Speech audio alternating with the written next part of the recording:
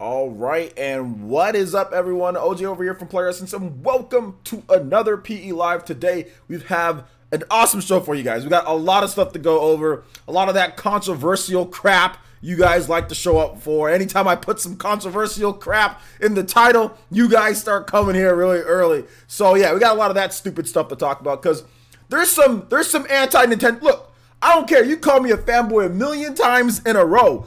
You call me a million times in a row. Anybody who calls me that never wants to talk to me live, okay? Because they'll get bopped. So I don't care. But there's some anti-Nintendo stupidity out here. There's some stupidity that we've got to talk about. My boy Mr. T talked about it. My boy Zyphos talked about it. We've been seeing it around here. We're going to get into that. We're also going to get into Sega versus Nintendo. There's some more stupidity. You usually don't come across people that are dumb enough to compare Sega and Nintendo and try to compare their situations and kind of what happened between the Sega Dreamcast and also with Nintendo or stocks. But there is an idiot. There was an idiot that did that today. And he refused to talk to me. So we're going to roast him live here. So we're going to roast his arguments live here because all he wanted to do was call me names and not come on here and talk and tell me that I'm ducking him. So we're going to go after him. Not going to say his name, but if you're on my Twitter today, you guys know what I'm talking about. So we doing some high profile stuff today. We're also going to discuss Warframe coming to Nintendo Switch. So that's going to be a lot of fun. So in terms of Ninja news, what do we got here? Pretty much nothing new going on. We're kind of stagnant when it comes to our goals. So hopefully we get there at some point. You guys all know we have this Xbox One and PS4 giveaway, blah, blah, blah. We recently hit 40K. Whoop-de-doo, fantastic there. We got some new art. That was great. Hopefully you guys enjoy the new art and the logo and all that cool stuff. Working on probably getting my boy Nobu to hook us up with another thing probably pretty soon here. So look forward to more new art and more cool stuff as we move along and we get more subscribers and more good stuff. What else? I had a sandwich today. Yeah, I had cheese even though I'm lactose. And guess what happened? I had problems before. I had to have a small square slice of cheese. A small square. I'll get to that in just a bit. A small square slice of cheese, and I had issues. I am the most lactose person in the world. Like, it's one small square slice, and use the bathroom like two and a half times today. It's absolutely ridiculous. Anyway, I don't know why I'm so lactose. It's for that one small square slice of cheese. I'm glad I work from home because there's been all sorts of issues that I've had when I used to have like my regular day jobs, and cheese would be in something. I didn't know cheese was in something, and then yeah. But anyway, let me go to my editor here. Too much information. Shout outs to Leo Agwar with a $1.69 donation. It says, hey OJ, hope you are having a good day. Can I hear Fight On from the Midgard stage from Smash 4? Absolutely, we'll get that going for you. And I will get into my shout outs for you guys. Once again, if you're new to the streams, I give everyone a shout out that is here because I appreciate each and every single one of you guys. Really, I do. So go ahead and put your name down and or say something in the chat and I'll hopefully get to you. I'll try to do my best. Fight On Midgard. Smash 4.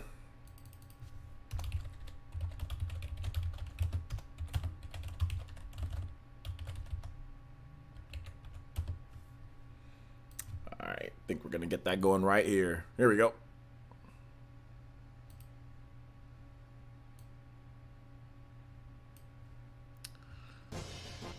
All right, there you go. Hopefully you guys can hear it. Anyway, let me go ahead and get to my shout out. So let me adjust this. Let me also bring up my Twitch. If you're on my Twitch channel, I'll have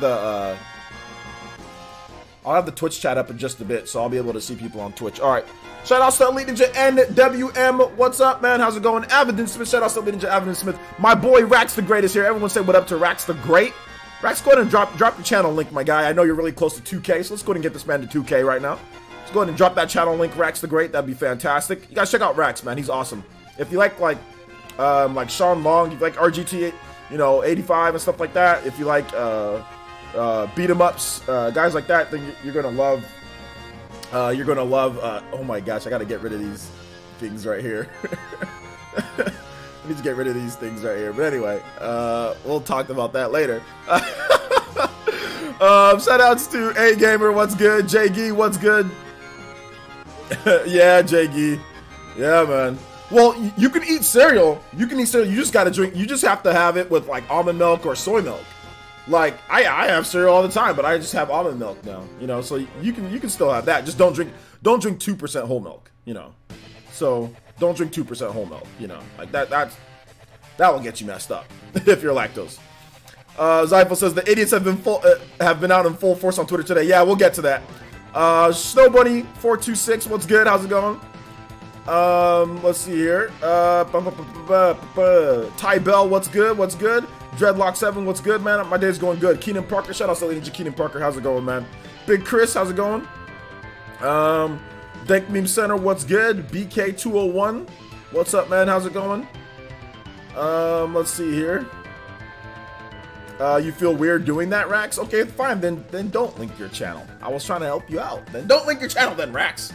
I ask people like Jordan Fringe and other people do it all the time. It's no big deal. I tell Avidin to do it.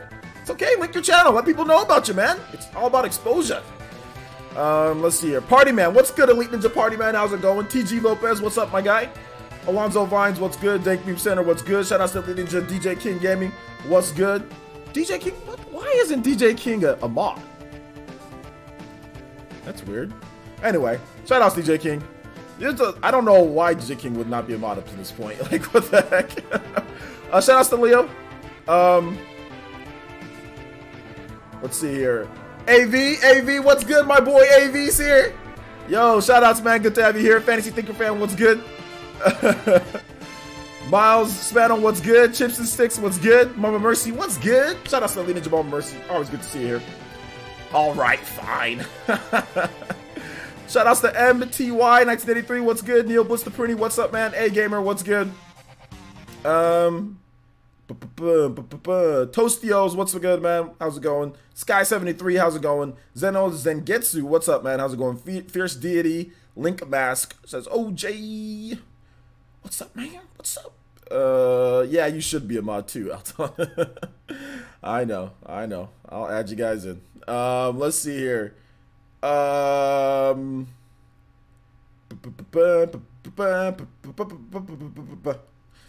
Kendrick Plays, what's good? So many mods, I know, a lot of mods. Got the Ninja Village is strong here. Mod Patrol. Mod Patrol. J-Dog, what's good, man? What's good, J-Dog? Alright, Deku. We'll see you back in a bit. Why isn't everyone a mod? Because I don't want everyone to be a mod. I don't want everyone to be a mod. You gotta earn the modship. Shout outs to Elite Ninja Amiibo fan. How's it going? El Chupacabra, the legend. What's good, man? Miles, what's good? What's up, Nightbot? How's it going? Jacon Evans, what's up, man? How's it going? Good to see everybody here. All right, so let's go and get into the content. I think we got through most of the people. If I see somebody new, I'll make sure to shout your name out. Make sure you guys hit that like button if you guys did like the video. Let me know you guys, like this content that I'm bringing you. So hit that like button, guys. Let's try to see if we can get it up to 100 likes for this first half of the show. 100 likes would be cool. 100 likes. Oh, Dragon Lady Gaming UK. What's good, Dragon Lady? Is it Capri Kaiser? What's good? How's it going, guys? All right, so let's go and get into Warframe on the Nintendo Switch. Big shout outs. We got Warframe coming to Nintendo Switch. Awesome stuff there. You know what the funny thing about Warframe for the Switch is that, like, I kind of got tipped off to it a little bit beforehand. So, your boy kind of knew about it. But at the same time, I think it was still cool to have Warframe announced for the Nintendo Switch. Just because I think that Ninjas in Space, once again, like if you saw my video, that's an amazing concept that there's like ninjas in space. Oh snap! Yo, I get interrupted with a Toby Blaster. Let's go! My boy Zypho's hitting us with that Toby Blaster. Let's go! I gotta read off what Zypho says here because it falls into what we're gonna be talking about in a bit. And Zypho says, this one is for Twitter. It needs to be purged. I know. We need to hit him with one of those Konohamaru Rasengan. His Rasengan might be the best Rasengan. I mean, I don't know if you guys have watched Boruto yet, but his Rasengan, y'all thought what Naruto's was good. Well, Naruto's was good, but we gotta hit him with one of those Konohamaru Rasengans because his Rasengan is god tier. So yeah, like Twitter is, I don't know what's gotten it. I think people are having a water crisis in their towns because there's a lot of hilarious and silly statements. Not necessarily that the people are stupid, but the statements that they're saying are dumb. Like, it's counterproductive. But we'll talk about that in a bit. We'll get some blasting. We'll get some blasting going. So shout out to my boy Zyphos. Thank you. I appreciate that, man. But yeah, have to agree with, in terms of Warframe, getting back to that. Like, Warframe, it's a cool game. Like, I was watching this game earlier in the year. There was a dude that I watch on Twitch. His name is Professor Broman. Really good Twitch streamer. Businessman. Oh, snap. Shout outs to my boy Avidin, who's also hitting us with that Toby Blaster. Let's go. Says Warframe is an old game, you fraud. I know, we're not allowed. You know what? Let's just I guess we should just mix in these topics, right? About that, because like the anti-Nintendo stupidity mixes in with Warframe. So obviously you guys can give me your thoughts with Warframe. Give me your thoughts with that, and I'll tell you guys what's happening, because if you're on Twitter, then you know what's going on. So I'm not gonna say this person's name, because this person can get quite sensitive when you mention his name in videos or anything like that. I don't personally have a problem with him. Like, I don't hate him or anything. I've been on a podcast with him. I've talked to him, heck, even in person. But what he said here is definitely not good for the gaming community in a whole. It's not good when developers see this. It's not good when fans see this. It's not good for anyone. It's a very driven type of narrative that people put out when it comes to Warframe, or when it comes to Wolfenstein, or any of these games that come over to the Nintendo Switch later. So essentially someone put out a tweet, and this person said that, well, Warframe has already been out on other systems for multiple years. So since Warframe has already been out on other systems for multiple years, if you're interested in it now for the Nintendo Switch, you're a fraud. You're a fraud. You're not a real gamer. You're a fraud because you are interested in a game coming over to a system. No, he didn't say like, okay, well, people who bashed Warframe beforehand, or if you saw Warframe and you didn't like the game, then all of a sudden it's coming to the Switch, then all of a sudden now you like the game. Yeah, I would agree those people would be frauds. But to sit here and for me to not see this comment anything but an egotistical, douchebaggy comment. Not that the person is bad. Not that that person is a douchebag, because I'm fine, they're pretty much a normal person in real life. Nothing against them. But the comment is a douchebaggy, like, degrading type of comment to people simply for liking. Simply for liking a game coming to the system. It doesn't matter if the game came out years ago. If you are a Nintendo Switch fan, if you want Nintendo Switch third-party support, if you want to be a part of helping the system get more third-party support for whatever your reasons are, to sit here and say anybody who's interested in the game and didn't get it beforehand is a fraud, what does that do to help anybody other than suit your own ego? It does absolutely nothing. It's like I said, it's a douchebag comment. It's one of those type of comments that I'm going to sit here and say, yeah, the person who would say something like that is acting like a douchebag. Not that they are, but it's a very douchey comment to try to sit there to say to other gamers out there. If you're trying to be someone, or trying to push yourself as someone neutral, you're trying to push yourself as someone, I have everything, I play everything, I look at everything equally, to sit here and try to deny certain gamers, because, I mean, 2013 when Warframe came out, I mean, like, how many, there might have been people who are into Switch that weren't even into gaming. You know how many times I've gotten messages from people when it comes to Warframe coming to the Switch, like, man, I didn't even know this game. Like, I don't know what I was doing in 2013, but I never saw this game. Like, maybe they weren't into PC. Maybe they didn't have a PS4 or Xbox One back then. Maybe they weren't into gaming or into the online space as much, and they just didn't hear about this game. There are games, and I'm part of the media, okay? And there are games that I hear about for the first time, and I'm like, wow, I never heard about that game, or I never heard that game came out, or I don't know what this game is. There are literally thousands of games over the years that's happened with me. So you don't need to, so to kind of tie it back to Warframe, guys, you don't need to feel like a fraud, or you don't need to feel bad, or you don't need to feel any certain type of way if you're excited for Warframe to come to Nintendo Switch. Don't let douchey comments from people who are obviously trying to spread egotistical type of comments, stupidity, don't let those people deter you from picking up games on the Nintendo Switch. Don't let those people deter you from enjoying or wanting to play a game on your system of preference. Don't let those people deter you from that, because that's what that type of comment is trying to do. It's trying to make people feel bad. It's trying to make Nintendo Switch fans feel a certain way, or try to expose some type of bias that just clearly isn't there. I haven't heard of a single Nintendo fan since I've been on that I know that's a Nintendo fan that has ever bashed Warframe, or has even said that Warframe, man, I wish Warframe came to the Switch. I haven't heard anybody. People are just happy that it's coming. I mean, some people don't care. Some people are disappointed. Whatever the case, it doesn't matter. But I haven't heard anybody bashing what people like Warframe in general. So what's the problem if fans are excited that it's going to come to the system? Now, if you look at, let's take a look at the other side of the coin.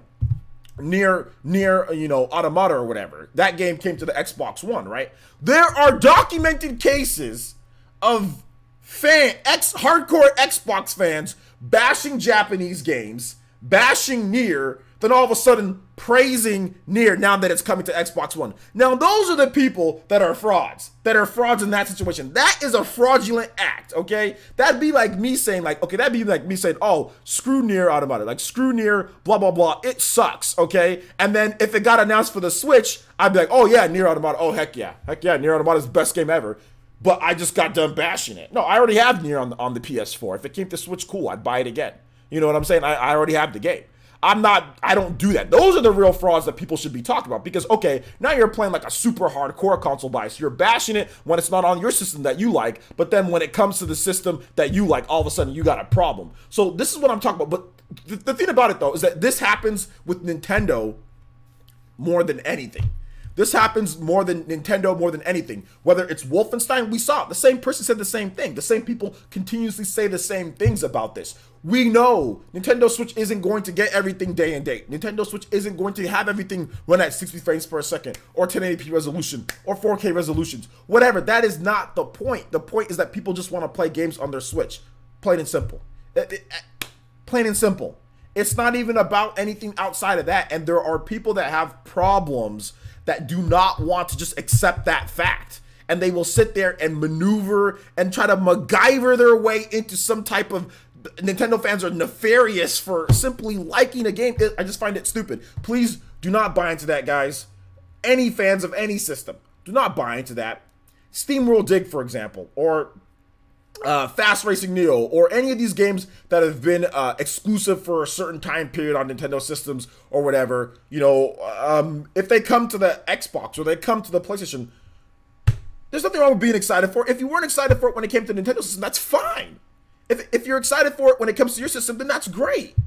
But now if you bash it, and if you vocally bash it, and you publicly bash it, and then all of a sudden you're excited when it comes to your system, that's the fraudulent act. So, you know, don't be discouraged by these people, because I know a lot of you guys saw that on Twitter. Don't be discouraged by these people. Don't let douchey comments ruin your excitement for Warframe, because Warframe's going to be awesome. Like I said, I've been watching Professor Broman on Twitter, or sorry, not Twitter, Twitch, play Warframe. You know, he played it a number of months ago. I'm watching the game. I was like, yo, this game looks cool. You know, like I was watching the game. I thought the game was cool. I never thought that type of game could be coming to Nintendo Switch. I never thought, at least originally. I mean, I will admit that I kind of knew about it a little bit beforehand, but that's beside the point. The point is that I didn't think that it was going to come beforehand. Now, I found out about it a little bit ago. Like, just, I can't say exactly when, but a little bit ago I found out about it. I was like, oh, okay, cool. That's going to be a cool announcement when it gets announced. But it's not like I knew about it for like months or anything. Like, I didn't know about it like, you know, like 3 or 4 months ago. I didn't know anything about it. So for me, I always thought the game looked cool. I just didn't think it would come, you know, until I found out that it was coming. I was like, oh, that's interesting, you know. But anyway, yo, what's up? What's up, Ms. Velvety? Ms. Velvety, good to see you here. Francis B, what's up? Got some Golden Oracle, what's good? Neil Blitz the Pretty, what's up, guys? I think I said what's up to you guys here, the new people. And Mr. Nickel, what's good, man? But anyway, let me go ahead and let me get into you guys' comments on this. If you have a comment, please tag me at Player Essence. And if you guys want to talk about this in terms of this stupidity, in terms of this Warframe on the Nintendo Switch, you can talk about that. You can also talk about the anti-Nintendo stupidity. Please let me know about those. And then we'll get into Sega versus Nintendo. We'll talk about that because that's a whole nother thing that we definitely need to get into. So we'll talk about Sega versus Nintendo and stocks and all that stuff, because there's another idiot that, well, not that he was an idiot, but he was saying idiotic things, which made me call him an idiot. So I am sorry for calling him an idiot, but he started calling me names first. But he wanted to start talking about things, so I actually back up what I say, guys. I don't go on social media and start running my mouth and not back up what I say. I will back up everything that I say verbally in front of you guys so you can see me, so I can't hide behind Twitter. I will back up everything that I say on Twitter that I'll say in a live stream. Because I know good and well, and most people know good and well, that when you talk on Twitter and when you talk on live, it's a completely different thing. People will say certain things on Twitter and social media that they wouldn't say live in front of a camera with your face, because you don't want to be embarrassed. That's the reason why some people, like I said, say certain things that they don't. So I will back up everything that I said on Twitter today, because that's what I do. But anyway, let's see here. J2 Blue, what's good, man? DJ King Gaming says, players is pretty much Nintendo never wins with these people. We get third-party goalpost moved, or we don't goalpost move. Exactly, or we don't goalpost move. Exactly. That's the thing, man. That's the thing. It is the movement of goalposts, like, because these same people will sit here and complain about Nintendo third-party support for ages. They'll make videos complaining about third-party support. They'll throw their Wii U gamepads if they have one. They'll do whatever. They'll bash Nintendo for third-party support. They'll trash Nintendo and clown them. Then all of a sudden, when it comes to getting third-party support, oh, you're a fraud. You're a fraud for it's like, why are you a fraud? That's dumb. Like, they didn't bash the game beforehand. Well, just being interested, maybe you don't care about portability, but what if some people really want to play Warframe Portable? What if some people share a TV with their brother or their sister or their whatever, and they really want to be able to play Warframe anywhere that they want? They really want to be able to take Warframe and play it around, or lie down in bed and play it. Why is that a problem? I always find that it's just so stupid. Like, I don't care if you don't care about portability, but there are other people who care about that, and maybe they just want to play games on the Switch. Like, they just want to. That's their system of preference. They don't care about counting pixels and frames and looking at rulers and doing all this stupidity that a lot of online gamers like to do. You know what I'm saying? That a lot of online mouthpieces, you know, that like to do. So it's just dumb, man.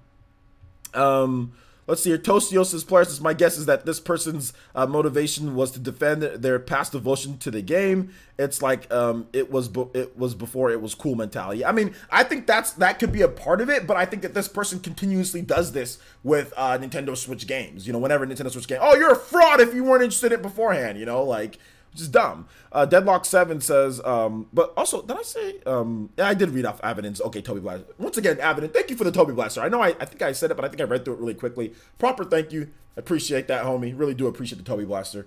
I think I read out what you said, but then I went into a rant. Your comment sparked me to go into a rant, so I didn't thank you enough. But thank you for the $50 donation. I do appreciate the 2 Toby Blasters that we've gotten today.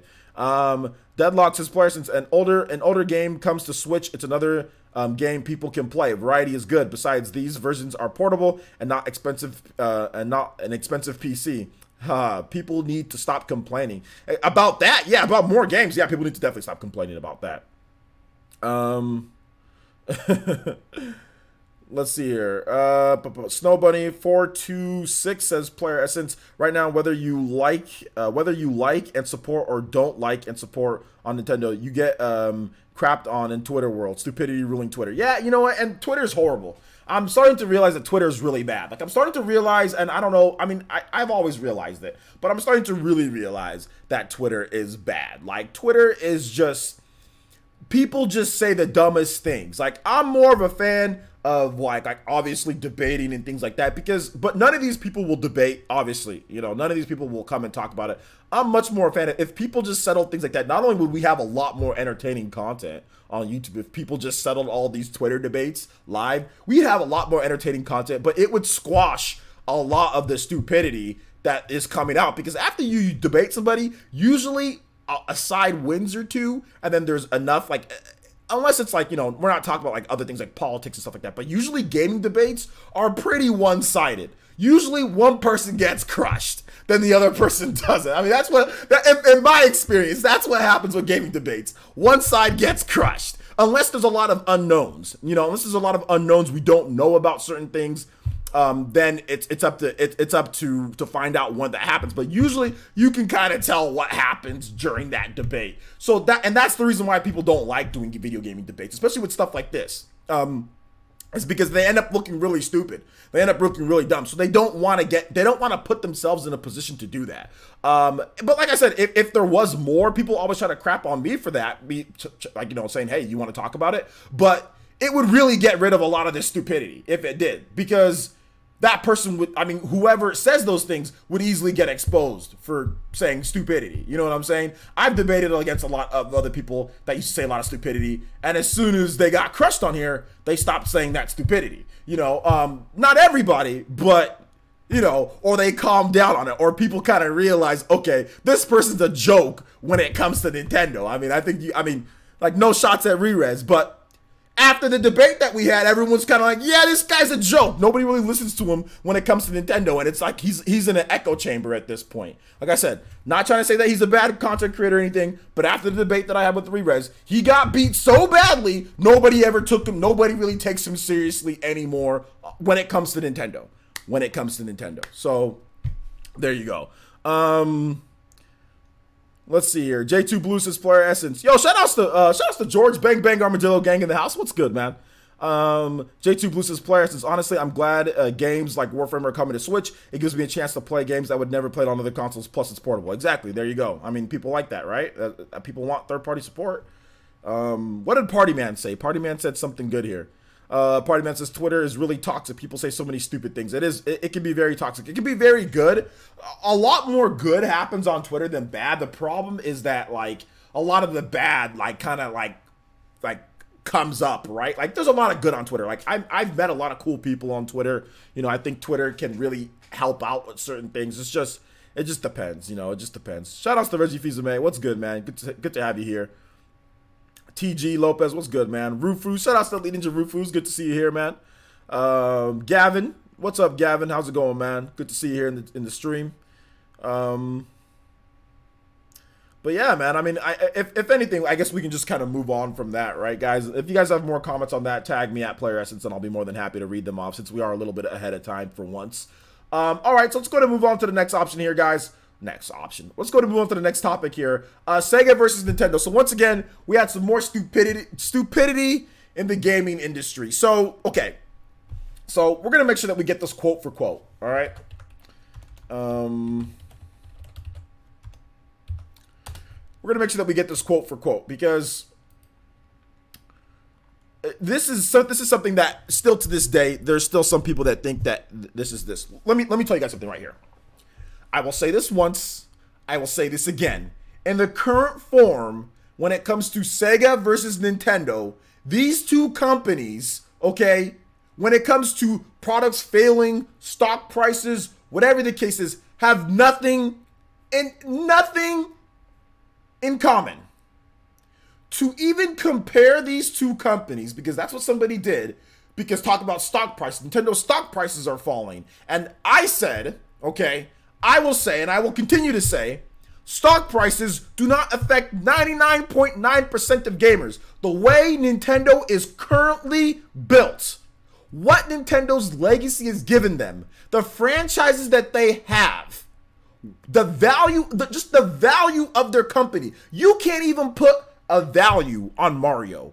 If Nintendo said Mario, the franchise, is up for sale, do you know how many billion-dollar companies would be bidding on that? There is not even a number that I can think of what the Mario, just Mario itself. So people can sit here and try to talk about stocks all you want to. Stocks are stocks. It's all based on perception. It's all based on fads and what's working. Oh, well, Switch isn't selling this much right now, so let's go to, it's all based on that. Nintendo's actual value absolutely transcends their stock. They're a privately traded company. Their stocks are going to fluctuate up and down. In the current form, in terms of what Nintendo's done, their legacy, and how they are, stocks have no effect on gamers. None. Zero. How Nintendo is now.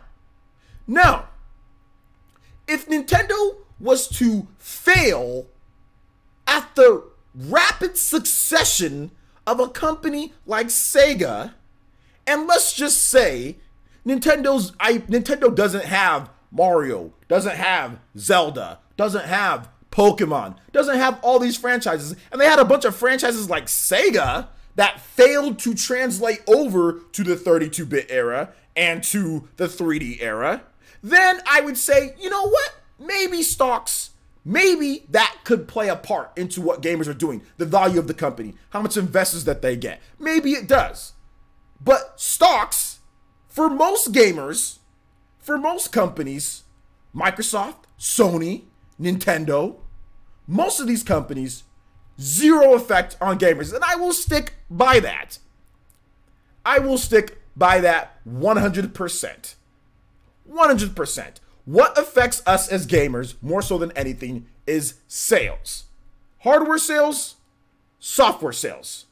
The reason why Mario is so big is because people bought it. Not because there was stocks. Not because that's an after effect. That is nothing compared to what actually affects gamers, which would be direct sales. That is the most important thing. Stocks is something else. It can be affected by perception. It can be affected by all sorts of things. The raw numbers and sales, that is what makes or breaks. That is what tells us we're going to get more support. We're not going to get more support. That affects gamers more than stocks. Stocks literally affect nobody. There is no amount of variation to a degree that stocks are going to do that's going to affect us. No, Nintendo stock drops during the Wii U era didn't affect gamers in a negative way to the point. No, Nintendo's sales with the Wii U affected gamers in terms of things. Nintendo could have had the same value of stocks, okay? But the Wii U sold, let's say the Wii U sold really good, and let's just say, just for an argument's sake, the stocks were the same, even with the Wii U selling bad. So the same time period that they were selling bad, let's just say the Wii U sold really good and their stocks for some reason didn't go up or they barely went up. The Wii U would have had a longer lifespan because there would have been more money coming in with revenue. Stocks are one thing, but revenue and actual profit is another thing.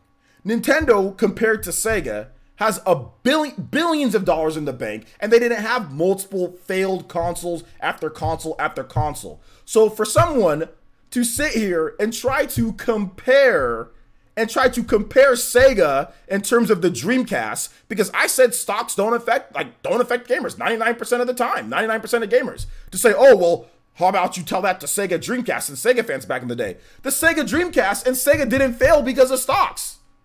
They didn't fail because of the stocks. To be exact, we're going to get a quote from one of the Sega marketing veteran. So a guy who was there with Sega during all of the tumultuous times. Here is exact reason why the Sega Dreamcast failed. In essence, it was a pure matter of cost, replied Takezaki.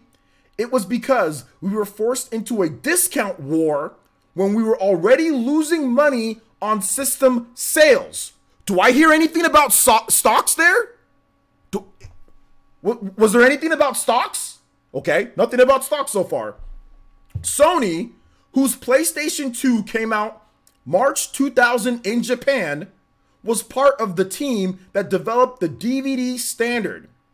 And they could develop a system around that completely internally with their own chips. Sega, meanwhile, was buying everything from outside companies. So it was at a distinct cost disadvantage. We couldn't easily cut costs on manufacturing. The software wasn't selling the numbers it used to. I repeat, the software wasn't selling the numbers it used to.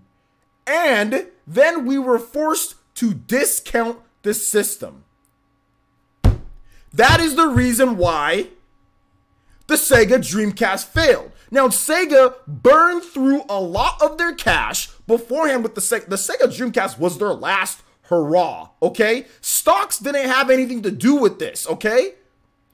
The Sega Dreamcast was their last, push. We gotta be successful because they had the unsuccessful Sega Saturn. They had the unsuccessful Sega 32X. They had the unsuccessful Sega CD platform. They had the unsuccessful Sega Nomad. They had 4 flops in a row. 4 flops in a row. 4. All of those systems I just named flopped. Do you know how much money Sega burned through that they made in the Sega Master System and Genesis era? Do you guys understand how much money Sega made a ton of money in the Sonic heydays? They made a lot of money. They made millions upon millions of dollars with the with the Sega Master System, the Sega Genesis. They were doing good. They were doing really good. Heck, even, I mean, the Game Gear was kind of, but even the Game Gear was okay.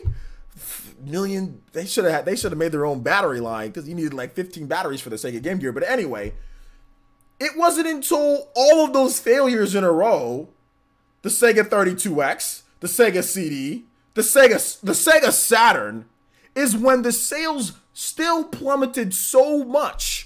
And even then, even through all of those failures, it took how many years after that for Sega to finally fold? And not even fold completely as a company.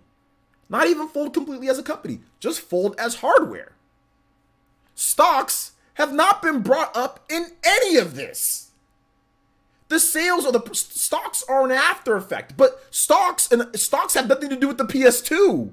The PS2 was the PS2. There's nothing, even if their stocks was good, they still would have been forced into a price drop. Because of the PS2, they still would have been forced, because they are buying manufacturing components from all over the places. That still doesn't stop the software from not selling. Those are the causes of what happened. To somebody to sit here and say stocks were the reason why the Dreamcast it's just stupidity. It's probably the dumbest thing that I've seen. Guys, that's the reason why the Dreamcast failed. We shouldn't compare Nintendo to Sega, okay? Nintendo stocks can drop 15%, 20%, 30%, 40%. They can drop all they want to. Nintendo compared to Sega is it's night and day.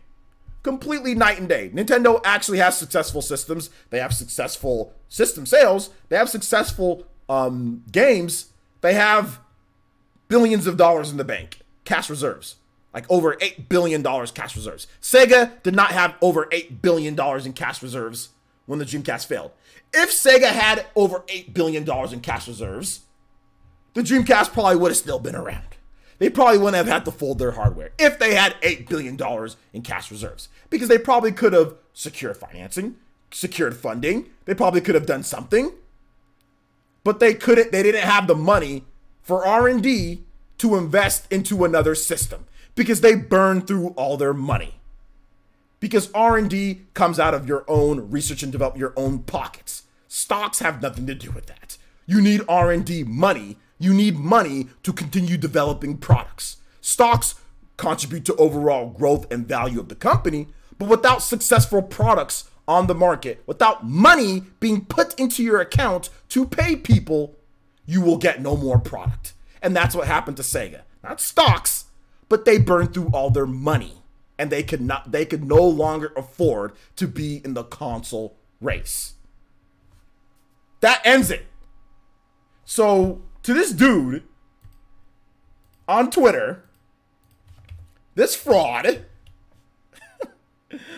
this fraud, Senor Pug 26, you didn't want to talk to me live. Understandably so, because you would have got destroyed right now. Because you would have just got absolutely bodied.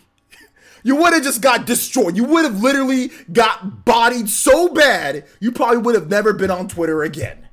You have no point, okay? You have no point. You never will have a point. And if you ever want to talk to me, you actually want to show up, let me know. But you got no point, and you would get destroyed, homie. So please, shut up, sit down, relax, and enjoy your games. Anyways, let's go ahead and get into some of the comments here. If you guys have some comments, you guys tag me at Player Essence. You guys want to talk about the Sega versus Nintendo stuff, go ahead. If not, that's fine. You can ask me questions as well. We'll go ahead and move into the Q&A segment of the stream. I'm probably gonna stream some game tonight. I'm not really sure. I think I am, depending on how long this Q&A goes. Anyway, you never will have a point. We gotta slap some people on Twitter, and it's entertaining for you guys. We got 235 people watching, so obviously you guys find it entertaining. So we will continue to digitally slap Senor Pugs on Twitter. We will continue to digitally slap. I had to block him, though. I did have to block him because I tried to invite him, but then he just started calling me names, started calling me fanboy, started calling me names, and started saying all this stuff. So I was like, okay. So now and he started posting memes. So at that point, you know, started correcting small little grammatical errors. So when they start posting memes, they start posting small little grammatical errors. They start doing, instead of actually answering your questions, that's when you know it's okay to block them. So I just blocked you. But Senor Pug, I mean, he doesn't follow me, so he probably doesn't watch my channel either. But any day, my guy, any day you want to get digitally slapped face to face, please let me know. You don't know how the Dreamcast failed. You don't know how much cash reserves Nintendo has. You don't know what's going on. You didn't know that the PS2 helped cause the Dreamcast to fail. You didn't know any. You didn't know that the sales of the game started going, you know, worse. Nothing to do with stocks, my guy. Not a single article that I've ever saw commented on Sega's stocks. Not a single freaking article. Not a single article. Even from Sega people themselves, businessmen and people that had direct talking to to investors. Like, not a single person. So shut up, please. Shut up. Anyway. I can't read the name because it's in, I think it's in, is that in Chinese? I'm not really sure, but either way, this is Player Essence. What are your thoughts about Nintendo, about news about Nintendo Switch cracks? Yeah, actually I saw about that. I don't really know, if your Nintendo Switch is cracking, call Nintendo and have them service it. That's all pretty much you can do, right? I mean, if your Switch is cracking, call them. The same thing with the whole scratch thing, right? Like, or if your Joy-Con thing. If your Joy-Con or if your Switch is cracking, then call Nintendo and get them to fix it. I don't know what else to say, right? Zyphos Gaming says, Player, since you should download Warframe on the PS4, Xbox One, and stream that. You don't want to be a fraud right now, do you? Well, yeah, exactly. I don't want to be a fraud. Exactly. Yeah, Nintendo problem, exactly. Sega and Nintendo situations have quite literally never been relatable under any amount of truth. Exactly. I don't know why this idiot was trying to put them in the same sentence, but okay. Wound up Pig with his player says, can you talk some more about the anti-Nintendo stupidity? Basically, it's essentially a person saying that if you're excited for Warframe on the Nintendo Switch, you're a fraud. You're a fraud, and you're not like a real gamer or whatever the case is. If you're excited for it, if you didn't play it on the PS4 and Xbox One, I find that to be preposterous. That is an absolute that is a dumb douchebaggy comment that only somebody with a very big ego would make. Instead of encouraging people, oh, yo, like Nintendo Switch guys, you guys finally get this game that came out years ago. It was really fun. I played it before. Instead of being encouraging and being nice to fellow gamers, you want to try to demean them and be negative towards them and all that when they've done nothing, when they've literally done nothing, but their Switch is just their favorite. So it's that stupidity from somebody that I've done a podcast with before. I've met him in person once. I talked with him at E3 a few years ago. I found that not him to be a bad person, not him to be a douchebag, because I'm pretty sure he's fine. But his comments, when it comes to these things, are absolutely douchey, anti-Nintendo, douchebaggy, and I have no problem ever saying that to his face if he wants me to. But like I said, he doesn't like when people mention him. You know, he's been known to claim people's videos or take down people's videos when they do. So I will refrain from mentioning names. But that was a very douchebaggy comment, very anti-gamer comment, very anti-Nintendo just in general, but just a stupid comment that just splits people up more than it brings gamers together. But like I said, people do make douchebag comments. Sometimes I make douchebag comments. So, you know, I've been guilty of that. I don't know if I've ever said anything that douchebaggy to, you know, someone that I wasn't personally having an issue with, but just in general. So just basically painting a huge slate over anybody who hadn't played the game beforehand, you know, but it is what it is. What the player says, what the hand say to Pug's face? Slap. What the 5 fingers say to the face? You guys have to tag me at Player Essence if you want me to read your questions, guys. Tag me at Christian Lopez. Tag me at Player Essence. I will only be reading comments that that highlights it in orange because there's 200 something people in here watching.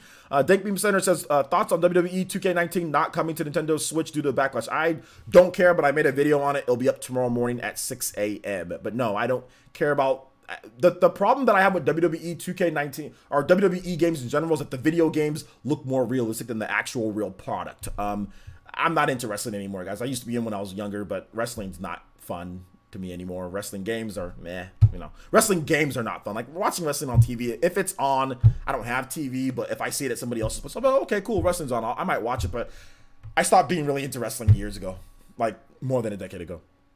Zengetsu says, player, since do you have any idea of a chances of a Xenoblade X port to the Switch? No, I have no more chances or anything than what Nintendo's already stated. They said they'd like to do it, but I guess it's currently not in development. I'm not really sure. We Am Gamer says, player, since I want to hear your full take on why Nintendo or people hating on Nintendo 2018 lineup.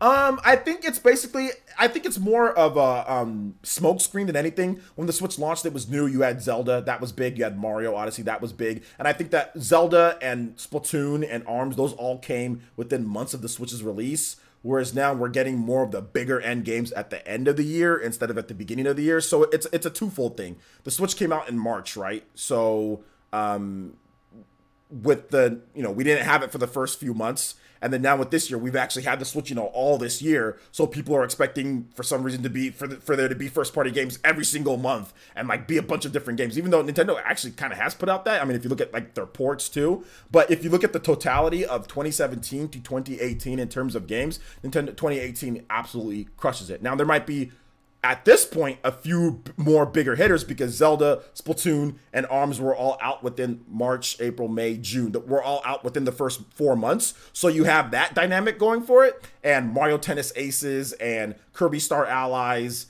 and Project Octopath maybe aren't as high profile as those three games. But when you get to the second half of the year, when you get to the second half, you have Pokemon Let's Go Pikachu and Eevee, you have Super Mario Party, and you also have Super Smash Bros. Ultimate. So I think that's kind of where the dynamic is. In terms of games, like I've said, in third party's not even close. Nintendo has had way more third-party games being released. But even first party, if you count ports, isn't even close. Bayonetta 1 and 2.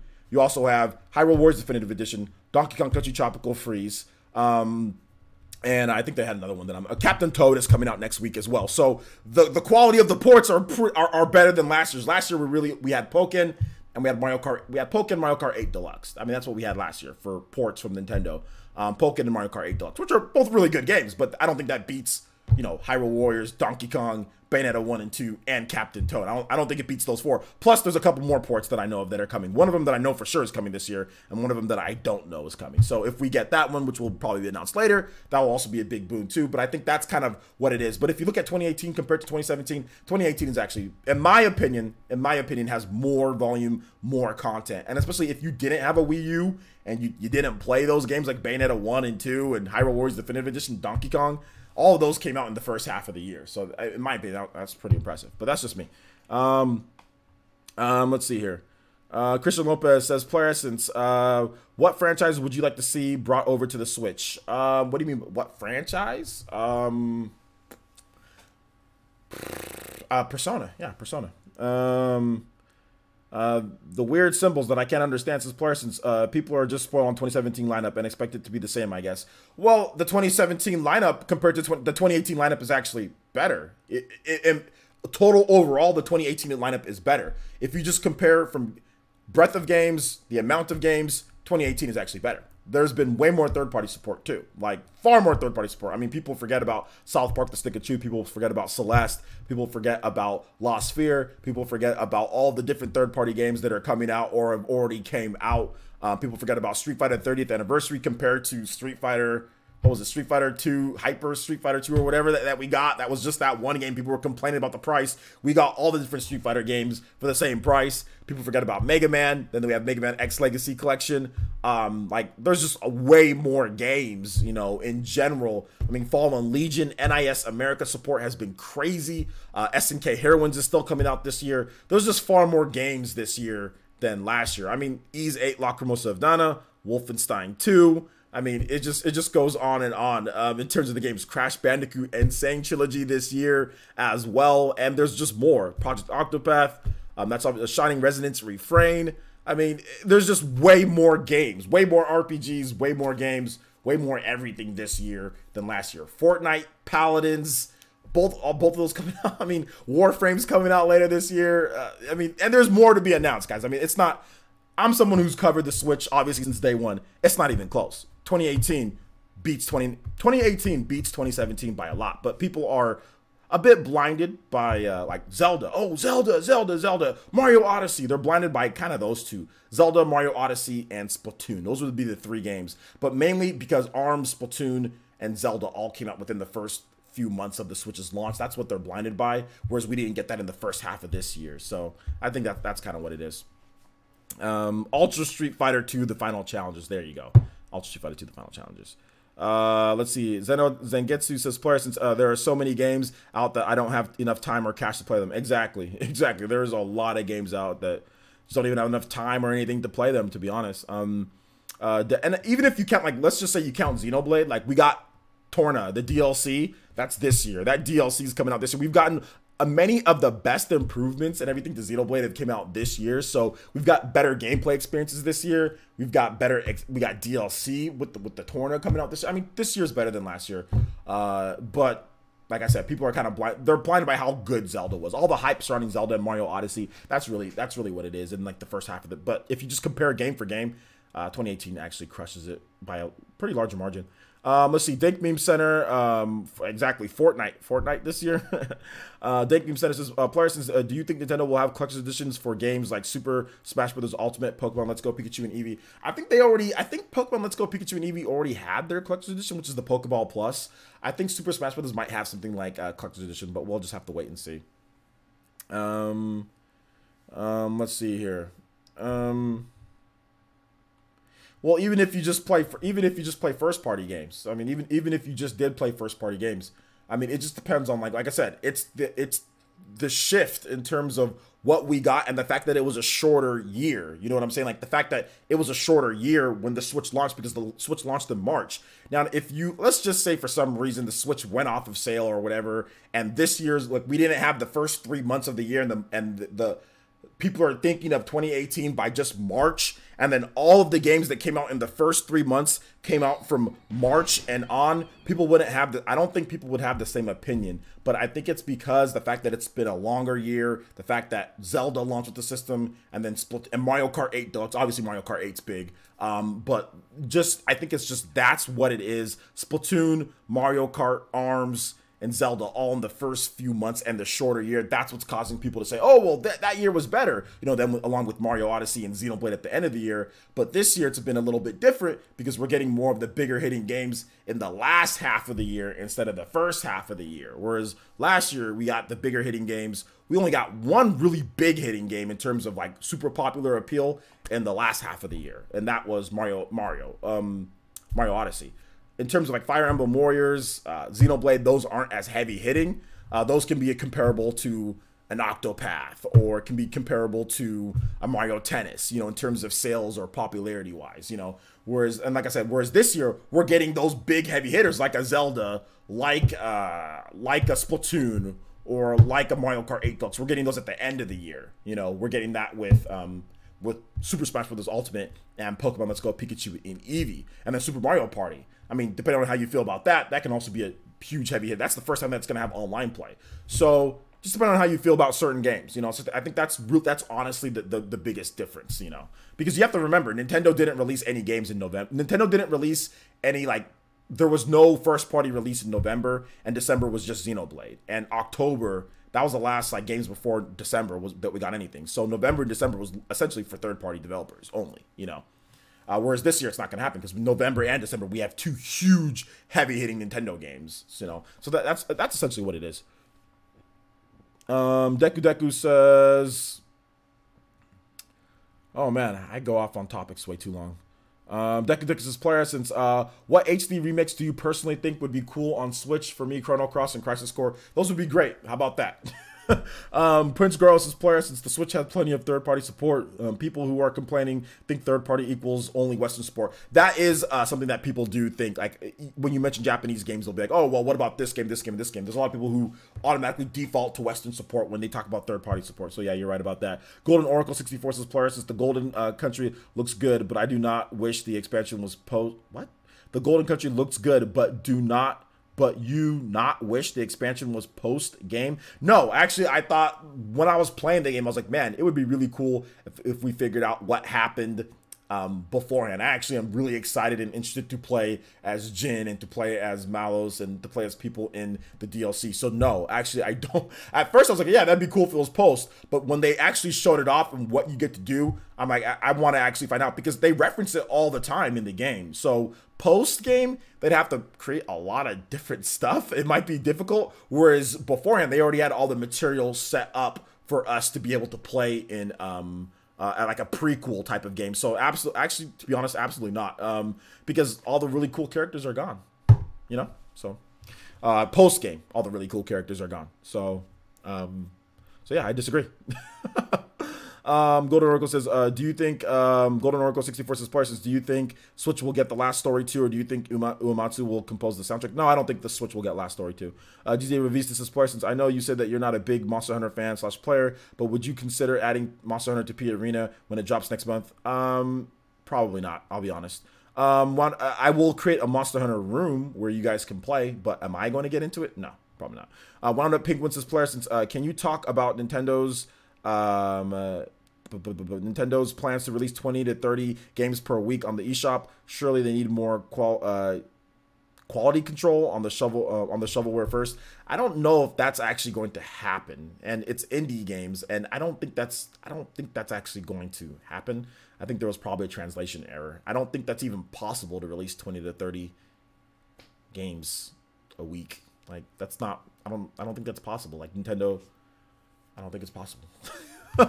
I don't think it's possible at all. Oh, also shout outs to Boy Z hitting us with that that subscription. Thank you so much, Boy Z. Welcome to the Elite Ninja Village. But yeah, I don't think it's possible. Let's see here. Dude with the weird symbols says, Parsons, I expect the Torna DLC's ending to be half predictable, but also some things to be unexpected. That's good for you. Jetmon says, Parsons, so what did you talk about right now? What do you mean, what did I talk about right now? I don't know. I've been talking about lots of stuff right now. Let's see here. Respect the Crow says, Parsons, do you know how much the Torna DLC is? What do you mean, do I know how much? How much it costs? Well, if you have the season pass, it's $29.99 for the season pass. If you want the box, I think it's $39.99, and I think that comes with the season pass. Let's see here. Chris 9K says, Parsons, think he's referring to how the eShop is getting flooded with shovelware. Too long didn't read. Valve isn't doing quality control. Steam, neither is Nintendo. And I already answered that. I said I don't think it's possible for them to be releasing 20 to 30 games. And I don't care if, here's the thing. I don't care if the Switch is flooded with shovelware. I know a lot of people like to care about this and they want me to be upset. I don't care. I don't care. I know what games I want. I don't care. I can go to the search bar and I can search for whatever game that I want. I honestly don't give a crap if the Switch is flooded with shovelware. Lots of stuff is flooded with shovelware. Okay? Like the Wii was flooded with shovelware. I don't care that the Wii was flooded with shovelware. I bought the games that I wanted. I researched the games that I wanted. Steam is flooded with shovelware. I don't give a crap that Steam is flooded with shovelware. Don't buy the shovelware games. I mean, it's pretty simple. Why are people upset about games that they don't have to buy? Like, I mean, do you guys go to the eShop and say, which game am I going to buy and go through? I mean, I wouldn't do that. If I were you, I would go on the internet and find out about games that you like that way, so you don't spend your time scrolling through an eShop. But that's just me. If you guys like to shop that way, that's fine. You guys shop that way. But there's a lot better and more efficient way to shop. And if you do it online, trust me, it's a lot better than actually going to the eShop and looking through. Just go online and let people curate stuff for you, or look up stuff that way. It's easier. That's what I do, and I play a lot of different games. So yeah. So I honestly don't give a crap. I'm sorry. I know a lot of you guys, don't want to hear that, but no, I don't care about Steam. I have never once complained about Steam shovelware. I never once complained about Wii shovelware. I will never complain about a system getting a bunch of games. PS2 had a bunch of shovelware. I don't care. I just play the games that I want on PS2. Like, lots of systems have a lot of shovelware. I don't care. It's hard for me to care. Daniel Rivera says, yo, players, do you think Switch Online service will be the new virtual console? Probably. Sock Content says, players, is there a release date for Skullgirls or Blade Strangers? Yes, Blade Strangers is coming out this August. Skullgirls is coming out soon, so I would guess next month, something like that. Chips and Sticks says, player, since not sure if you answered this before, but what game / franchise remake would you want to come to Switch that actually has a that has a chance of being done. You said game, like yeah, Persona. That'd be my number. Like Persona, that'd be good. Let's see here. Quantum says player since Golden Oracle says shovelware is inevitable. Exactly, shovelware is inevitable. It's going to happen. It's going to happen. It happens on every single system. It's going to happen. I don't care. I just don't care. Players, it's Quantum says, do you think Sega could ever rally to put their own proprietary hardware into the market again? Maybe one of these days, but not anytime soon. Wanda Penguin says, players says, I think the concern is that the average consumers don't research games. They just browse the eShop and good games get buried by shovelware. And that is a concern, but it is a concern that is none of my concern. That is a concern, but that is a concern that I literally have, that none of us have any effect on. Should we go out there with pitchforks to Nintendo's headquarters and say, release only 5 games a week? Release only 5 games a week. Exactly what does, like me, what am I going to do about that? So, I mean, I can understand the concern, but it's a concern. It's like saying, man, one of these days I'm going to pass away. It is a concern that you have almost no control over outside of doing what you can to make sure that you don't fall into the traps or you extend your life longer than other people. Exercising, eating healthy, doing research, same thing goes. Let's transfer that over to the eShop. Research, making sure you're playing good games, making sure you know what you're buying, and that will extend your eShop and quality of life. So that's essentially what it comes down to, guys. Like, there is nothing any of us can do. I'm not going to sit here and make videos crying about games coming to the Switch. I don't know what games are shovelware. I don't know the games that are shovelware compared to the games that are not. All I know is the games that are good. When I go on the eShop, I see games and I'm like, don't know about that game. Whatever. I go and I search in the game that I want. So you can be concerned all you want to, but there's nothing you can do. So what am I going to do about it? You know?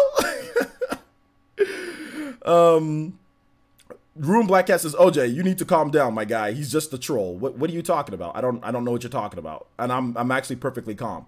Saw Content says, player says Wolf 2 is on 9th on the eShop. It might sell more than Doom on the Switch. Well, there's more systems out than when Doom first launched. So yeah, Wolfenstein selling more than Doom on the Switch. Although Doom got up to 9th and stuff too. So I think it might be a little too early to tell. Might be a little too early to tell. Let's see here. But if there was something that I could do to help with that so we don't get shovelware, that would be great. But I think the best thing is to not buy the games. I mean, the average consumer, that's rough, right? I don't know how it is to think from the average consumer's mindset, because I look online for everything that I want. So I know what I'm getting before I buy something. Or I get recommendations from friends, you know? So if you're the average consumer needs to do a better, like, or there's recommendations on Nintendo's page. Like, what is it now? Like, if you go on Nintendo's page, they have like a recommended thing. So the average consumer, they can just go to the recommended thing, or they can use the search function. Like, okay, it's searching for an RPG, searching for whatever. I think they have like the recommended tab, so they can use the recommended tab if they're looking just to browse and find the better games compared. Nintendo's not going to put shovelware in the recommended tab thing, so there you go. They can do that. But thank you for the $2 donation, Room Black Cat. I appreciate that. AJ Walker says, waiting for you to play that Warframe on PC. Or some other console in the meantime. Yeah, I know. I'm a fraud, dude. I'm a fraud. Player Wound Up Penguin says, true, it doesn't affect me. I vote with my money on what games are good. Don't buy shovelware. Exactly. There you go. All you can do is worry about yourself. Like, you can't worry about other people. Like Wound Up Penguin, like for example, there's a lot of bad like places to eat, right? Like fast food and a lot of bad places out there that can cause you to have heart attacks, that can cause you to die prematurely, that can cause you to do all sorts of stuff. Are you worried about a bunch of other people out there? I mean, no, you're not. All you're worried about is like yourself and your loved ones, your family, whatever you got to do. But I can't help it if other people want to eat McDonald's every single day. I can't help it if other people don't want to exercise. I can't help it if other people don't want to, don't want to get in shape or don't want to live a healthy lifestyle. That's their problem if they don't want to do the research. A lot of the average person doesn't know that a lot of these fast food places can kill you, can give you, a lot of the average people don't know that. They just think it's food, you know? They didn't go to school for this type of stuff. They don't watch certain programs that tell you about this stuff, but they still go out there and eat it anyway. So, I mean, you can only take care of yourself at the end of the day, you know? Deku Deku says, player, since will My Hero on Switch be on PE Arena? Absolutely, My Hero will definitely be on PE Arena. I'm thinking about doing Xbox and Switch for that game because I'm gonna get the game on Xbox for a review copy. So, Daniel Rivera says, player, since do you think Kingdom Hearts 3 could run on the Switch? Yeah, it can. It runs on Unreal Engine 4. Also, do you think we could eventway? I think you meant like say eventually see it. Yeah, maybe at some point, but I don't know. I don't know. I do not know.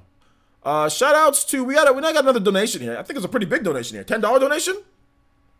Shout outs to DJ. Yo, shout outs to my boy DJ Fresh. Hitting us with that $10 donation. He says, hello, OJ. Sorry I'm late to the stream. You don't have to apologize, my guy. You're spending your time with me. I'm hyped for Warframe. I played it on the PS4 last year. It was a lot of fun in my opinion. The eShop have a lot of great gems. Not every game will be perfect. Some people need to chill. Thanks, OJ. Absolutely. I think you have a very level-headed approach to it. I think you have a very, like, you do other things approach to it. Like, you got other things to worry about approach to it. You just play the games that you want to play. You research what you want. You get those games. You look at the recommendations. You talk to friends. There's all sorts of things. But, yeah, man, I agree. Warframe is looking pretty cool. I've watched a lot of Warframe. I haven't played it yet, but I've watched a lot of it. Maybe I'll download it. From what I understand, Warframe is 30 frames per second on PS4 and Xbox One.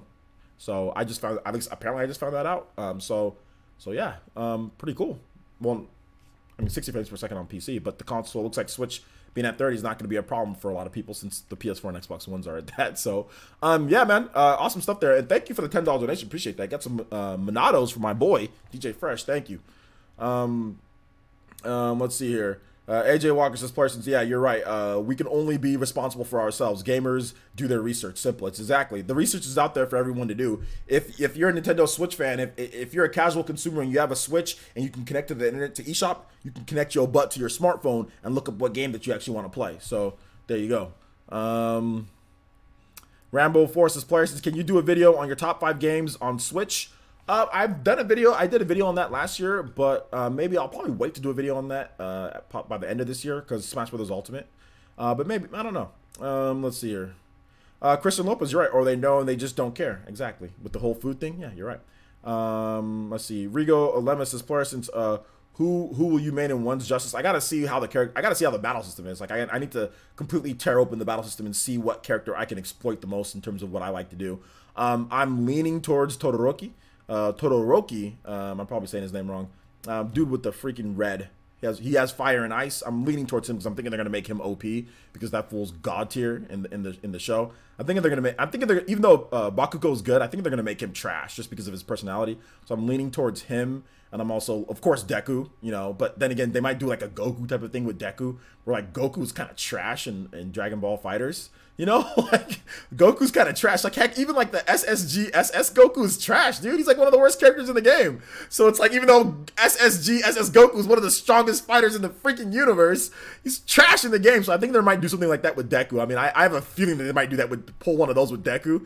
So yeah, I'm thinking about Todoroki. I'm thinking about Yuraka. I mean, I'm thinking about what maybe the type of powers that she has. I mean, I like Froppy, but I think they're gonna make Froppy trash too. So Sue, I think they're gonna make her trash as well. So I don't know, man. I gotta wait.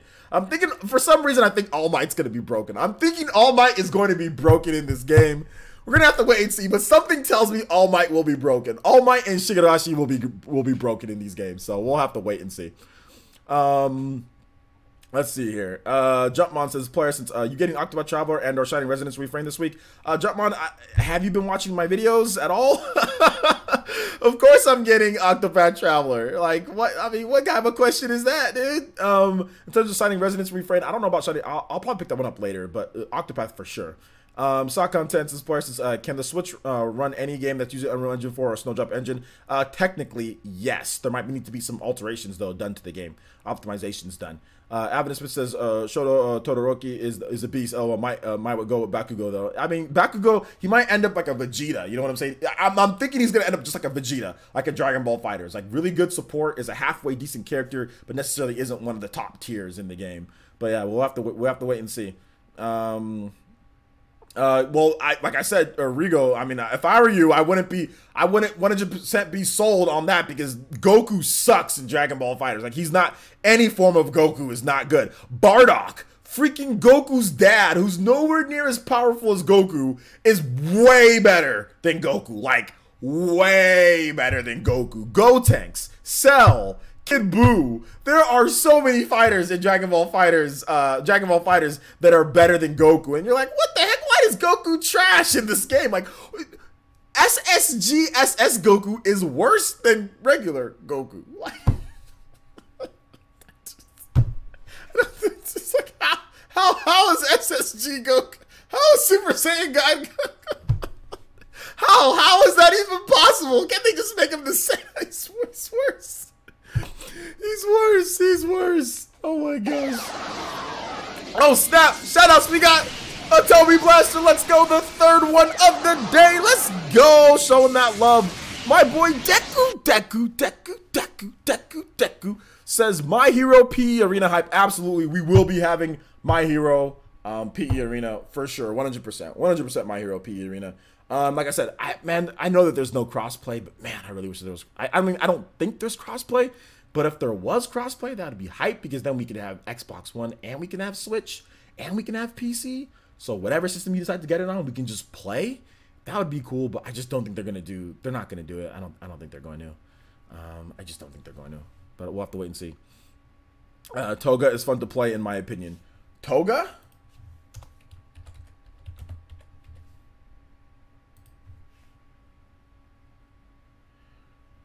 Well, she's weird. And we haven't really seen too much of her in terms of fighting abilities. She just likes to cut people. So we need to wait and see how she plays out in the game. Grubby Cannon says player since Adult Gohan is one of the top tiers, or he used to be. Yeah, he's one of the top tiers. Yeah, he is. Wanda Penguin says player says I'm gonna main Nomu.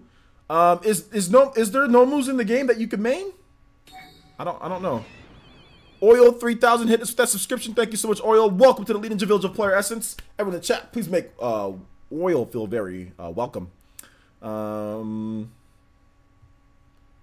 Let's see here. Player Essence says that's why I main Hit, Yamcha, and Kid Buu. Hit's horrible in the game, by the way. Hit is actually one of the lower tier characters.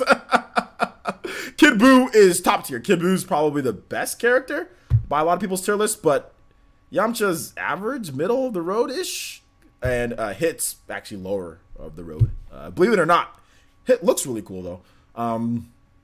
Let's see here. Not saying that you can't do work with Hit, though. There's a lot of tournament players and a lot of people that are really good with it. Just because a character is low tier doesn't mean that the character isn't good for you. Like, let me just make sure I make that clear, guys. Okay.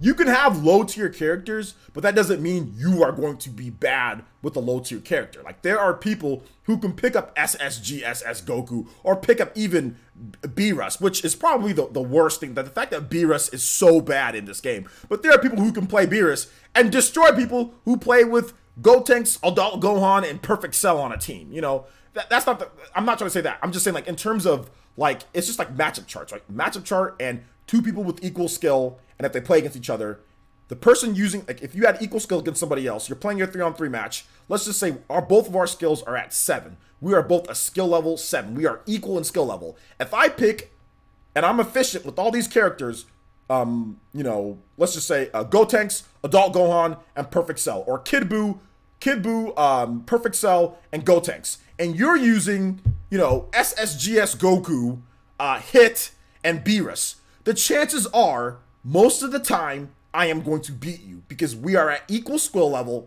and I am using characters that are better than your characters. You know, that's essentially what it is. Now, let's just say my skill level was at like a 3 and your skill level was at like a 7.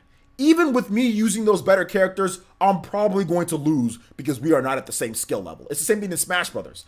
I can beat a lot of people with really bad characters in the game because my skill level is a lot higher. My fundamentals and skill level is a lot higher. I don't know how to use a lot of the characters that I'll use against people, but I'll still win because my skill level is higher. However, if I'm playing against, you know, somebody that's my skill level or higher, I'm going to have to use a character that I'm adept with and that's good in the game for me to try and have a chance to beat them. So that's kind of what I'm talking about here. Not saying that you guys can't use bad characters or characters that are not high on the skill chart. I'm just saying that's just basically what it is. Deku Deku says, player, since I'm going to be honest, Streamlabs was a pain. No, Deku Deku, Streamlabs is not a pain. It is not a pain. But thank you so much for the $15 Toby Blaster donation, and we will make sure to have those PE arenas for you.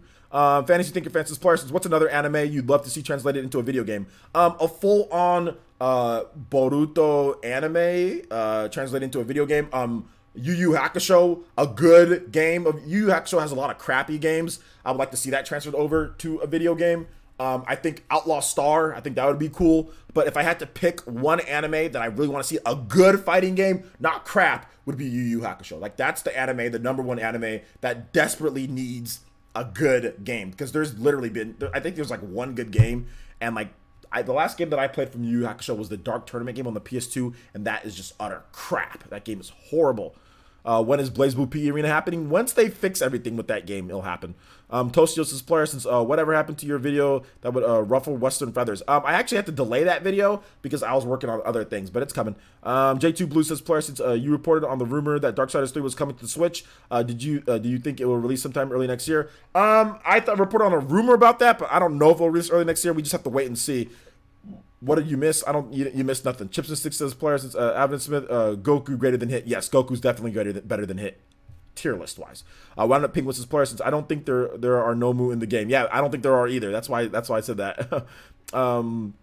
Avin Smith says, player, since if you had to predict, what tier rankings do you see Gran Torino and Muscular in as the new game? The thing about it is that, guys, I don't know how the battle system works. I don't know what's going on. I have no idea with this game, so it's hard for me to predict where they're going to be. But just for the sake of doing this, I would say that, like, Gran Torino, he seems to me like he'd be a character that would be like a middle to upper tier, and Muscular would be a character that would be a higher tier character. That's just my thought. But I don't know the systems in the game. You know, I don't know the systems in the game, so we're gonna have to wait and see on that one. Let's see here. Still waiting for Fire Emblem Fighters. I don't know if that's ever gonna happen. I don't know if that's ever gonna happen. Let's see. You guys continue to have questions here. We're almost at an hour 30, so I have no problem answering more questions for you guys. We can go longer. I already got my video done for tomorrow morning, so we can definitely go longer, and I can stream later tonight too. Although I need to eat dinner. I'm kind of hungry, so I might stream late tonight. Like a video game or something, because I already got my video for tomorrow morning done. That's the one thing that I need to realize is, like, I need to get my videos for tomorrow morning done earlier in the day so I can stream at night, or at least so I can, you know, not have to stay up late and work. But anyway, let's see here. Golden Oracle 64 says, player, since would you like a Hyrule Warriors 2? Absolutely, why not?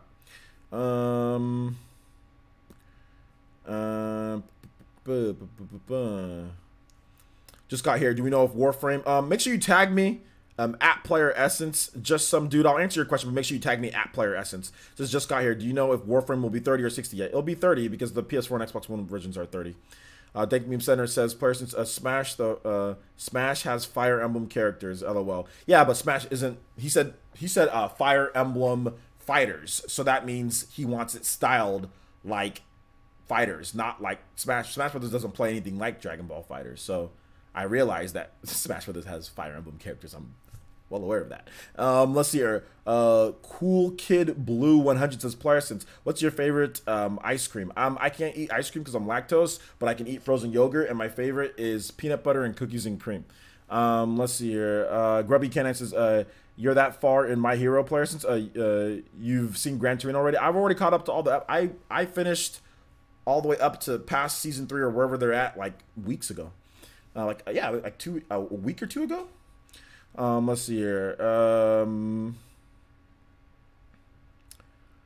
Let's see. Gloria 720 says, Warframe on PS4 and Xbox One are 60 frames per second. Oh, okay. If that's the case, then Og gave me some bad info.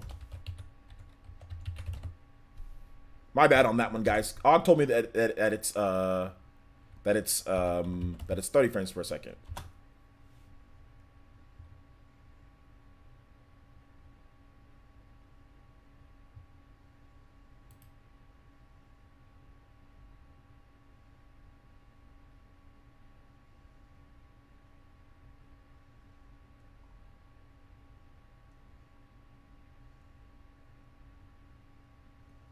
So it might be 60 on PS4 and Xbox One. Either way, it's probably going to be 30 on Switch. Plain and simple.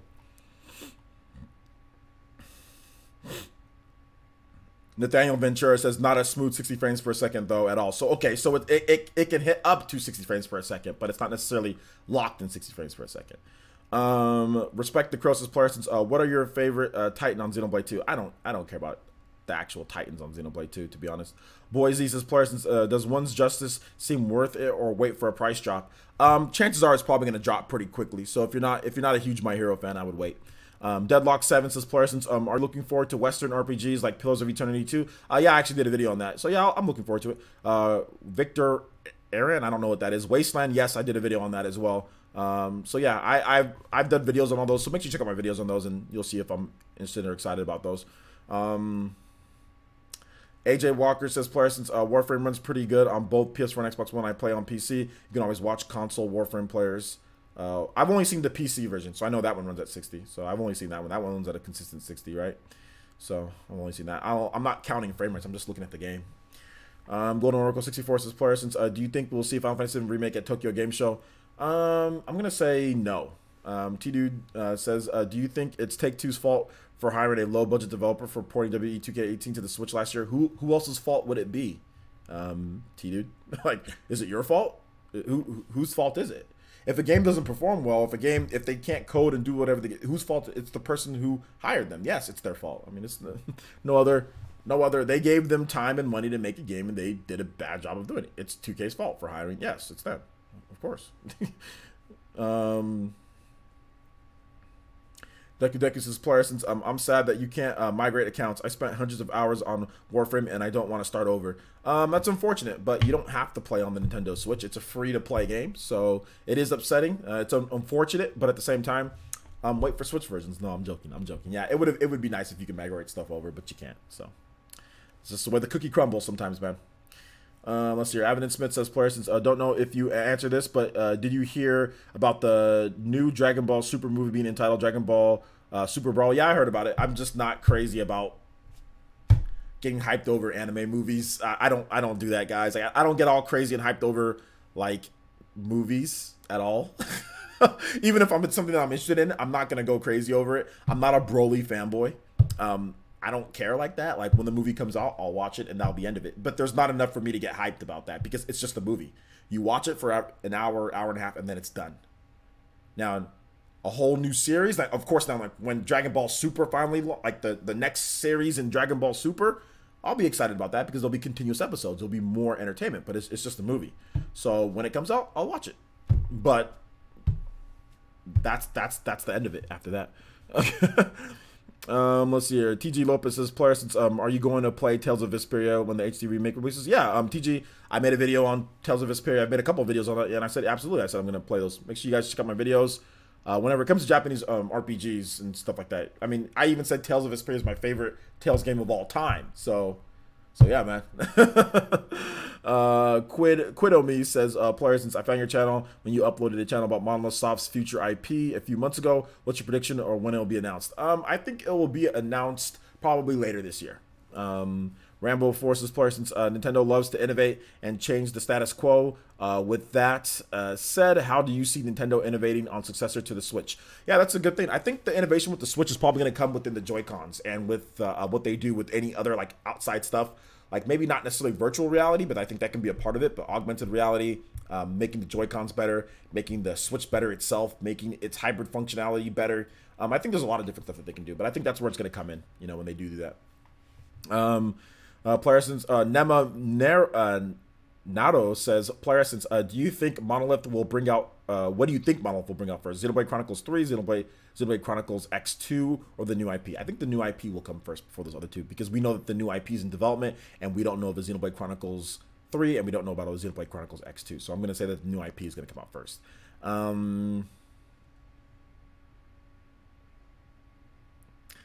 Let's see here. Sock Contents Parsons, would you play Soul-style Xenoblade game? That doesn't even, that's not even like a real thing, I guess. I mean, probably, but it's not, I don't know. It's hard to picture that type of thing. Fantasy Thinker Fan says, do you think we'll learn more about Shin Megami Tensei 5 this year? Yeah, probably at the Tokyo Game Show. Yeah. It's been silent because they're working on the development. They're getting ready to show us something. Dink Beam Center says, player since what first party game did you enjoy the most in the generation of console, Switch, Xbox One, and PS4? What first party game? Xenoblade. Xenoblade and Zelda. Let's see here.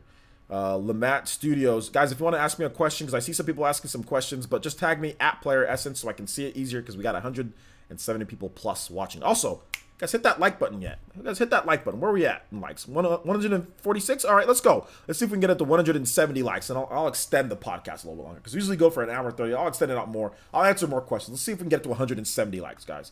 Lamat Studios says, Player Essence, what do you think of Bayonetta? Bayonetta is one of my favorite franchises of all time. I've completely beat 100%ed Bayonetta 1 and Bayonetta 2 on the Switch, and also, oh no, sorry, on the Xbox One, and also Bayonetta 2 on the Wii U, and I've played a bit on the Switch as well. So yeah. All right, Avidin, my boy, before you go, Avidin, make sure you link your channel. Everyone check out my boy Avidin's channel. Awesome dude. Thank you for the Toby Blaster donation, Avidin. I don't know if you're streaming tonight, man, but just go ahead and link your channel so people can know if you're streaming. Are you streaming tonight, or what's going on there? Let's see here. Grubby Ken9 says, Player Essence, what do you think about Shining Resonance? It was hopefully for a game, but it was pretty meh in my opinion. I can't wait for Octopath. Well, I have a video that I did on Shining Resonance. I think it's okay. I did a gameplay video. I think it's fine. Nathaniel Ventura says, Player Essence, do you think Persona Q2 will be a 3DS exclusive? No, I think Persona Q2 is going to come over to Switch at some point. And it's going to be on 3DS. Let's see here. Grubby K9, oh, never mind. I don't know what you're talking about there. We Am Gamer says, Player Essence, how do I hit the like button? I cannot physically hit it. Okay. All right, my guy.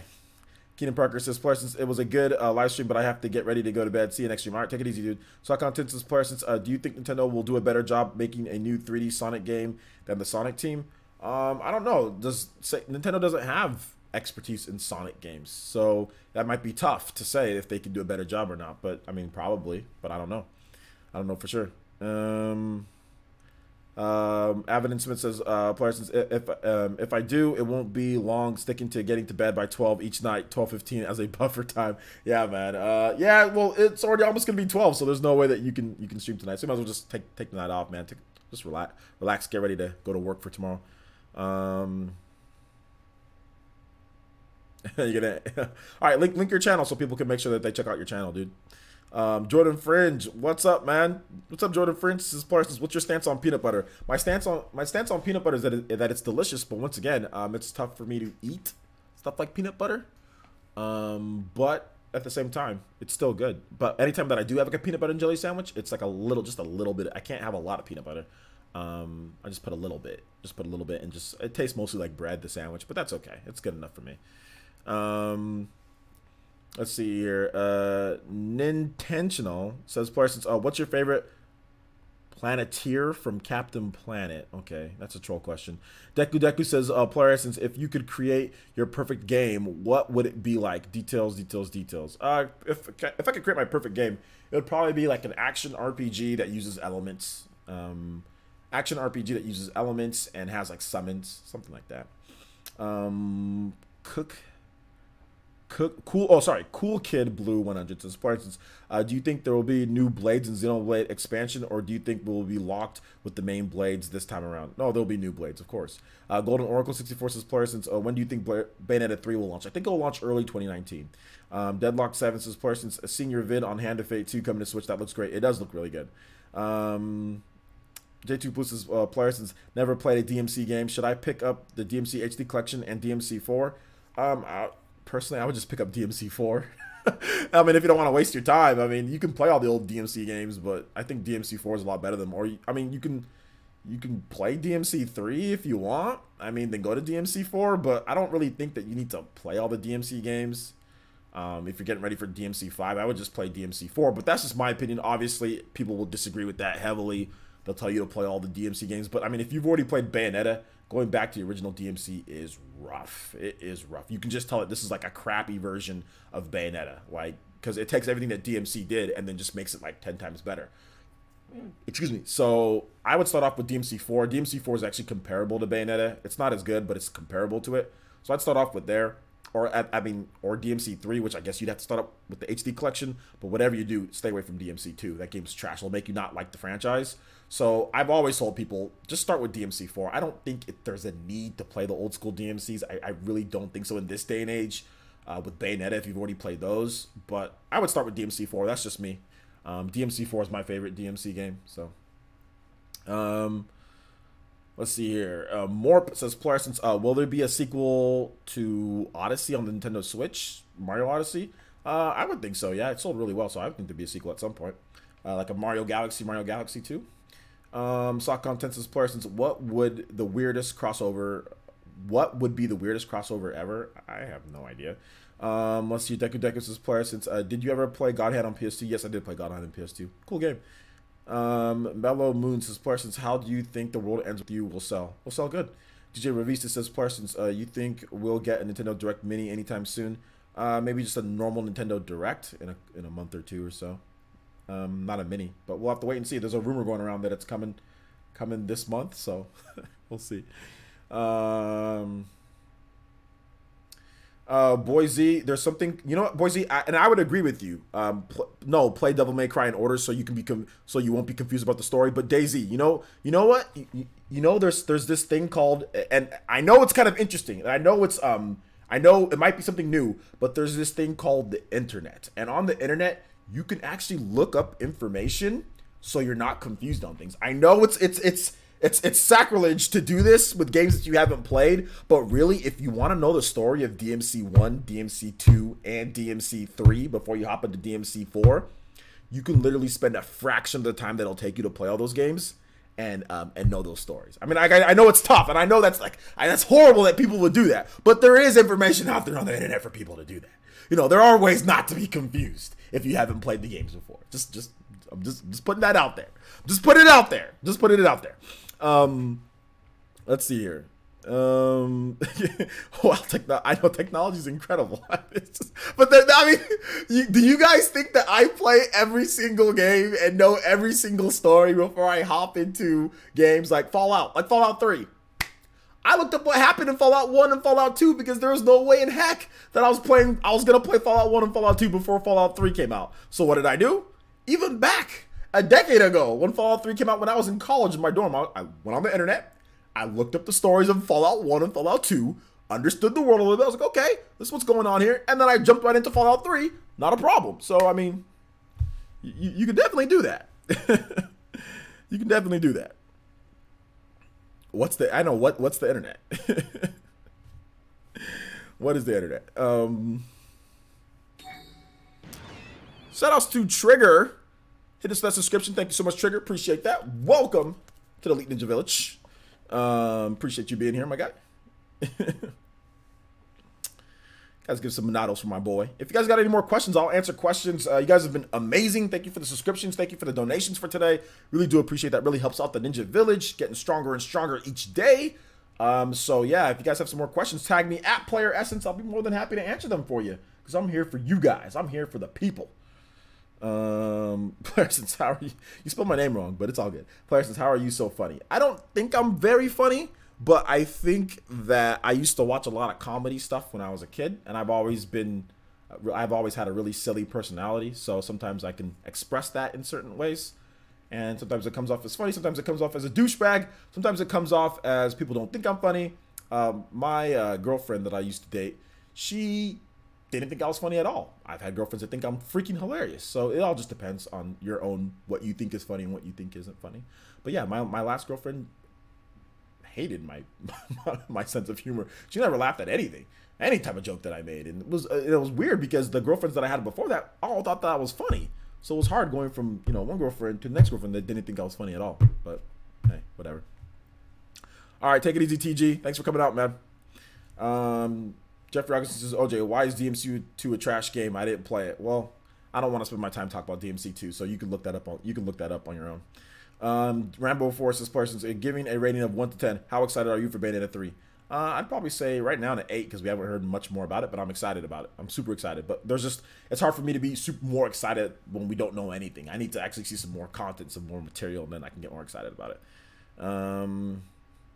All right, take it easy. Deku says, well, good night. I'll see you see you in my hero wants justice. Okay. Yeah. You forgot to my hero. Just my one's justice. Okay. My hero wants justice. All right. Golden Oracle person says, I don't mean to pry, but how is your current relationship going? Everything good? Yeah, don't worry about it, my guy. Don't worry about it. Zeno Zangetsu says, player, since I used to imagine you and a T doing a dual cast where you being dressed as a Kage or Tobe and T doing his T puppet, it would have been hilarious. Maybe that's something we can still do. Maybe that's something we can still do.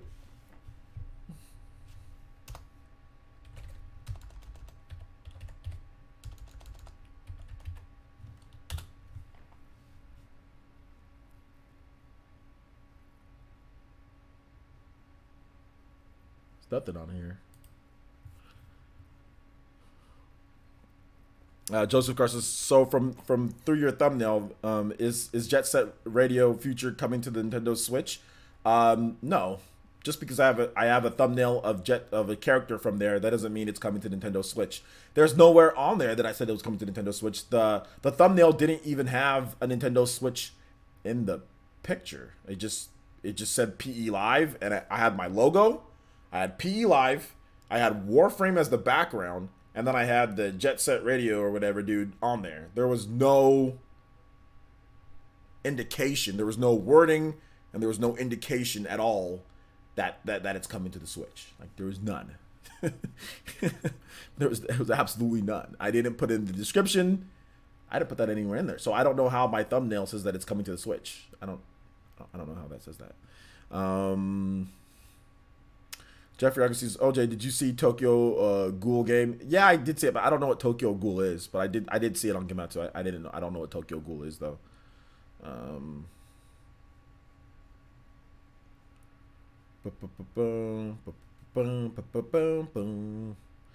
Player, since about your tweet from earlier, you need to get your prospective dates all together and have them play a Smash tourney against each other. Whoever wins becomes your girlfriend. A good idea.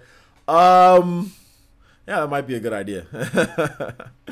Alonzo Vine says, player, since what are your thoughts on the Smash Bros. Announcement that's supposed to be announced this weekend? Is there a Smash Bros. Announcement that's supposed to be announced this weekend? I didn't know that. Well, I'll have to do some more research. I didn't see anybody talking about that, so yeah, man.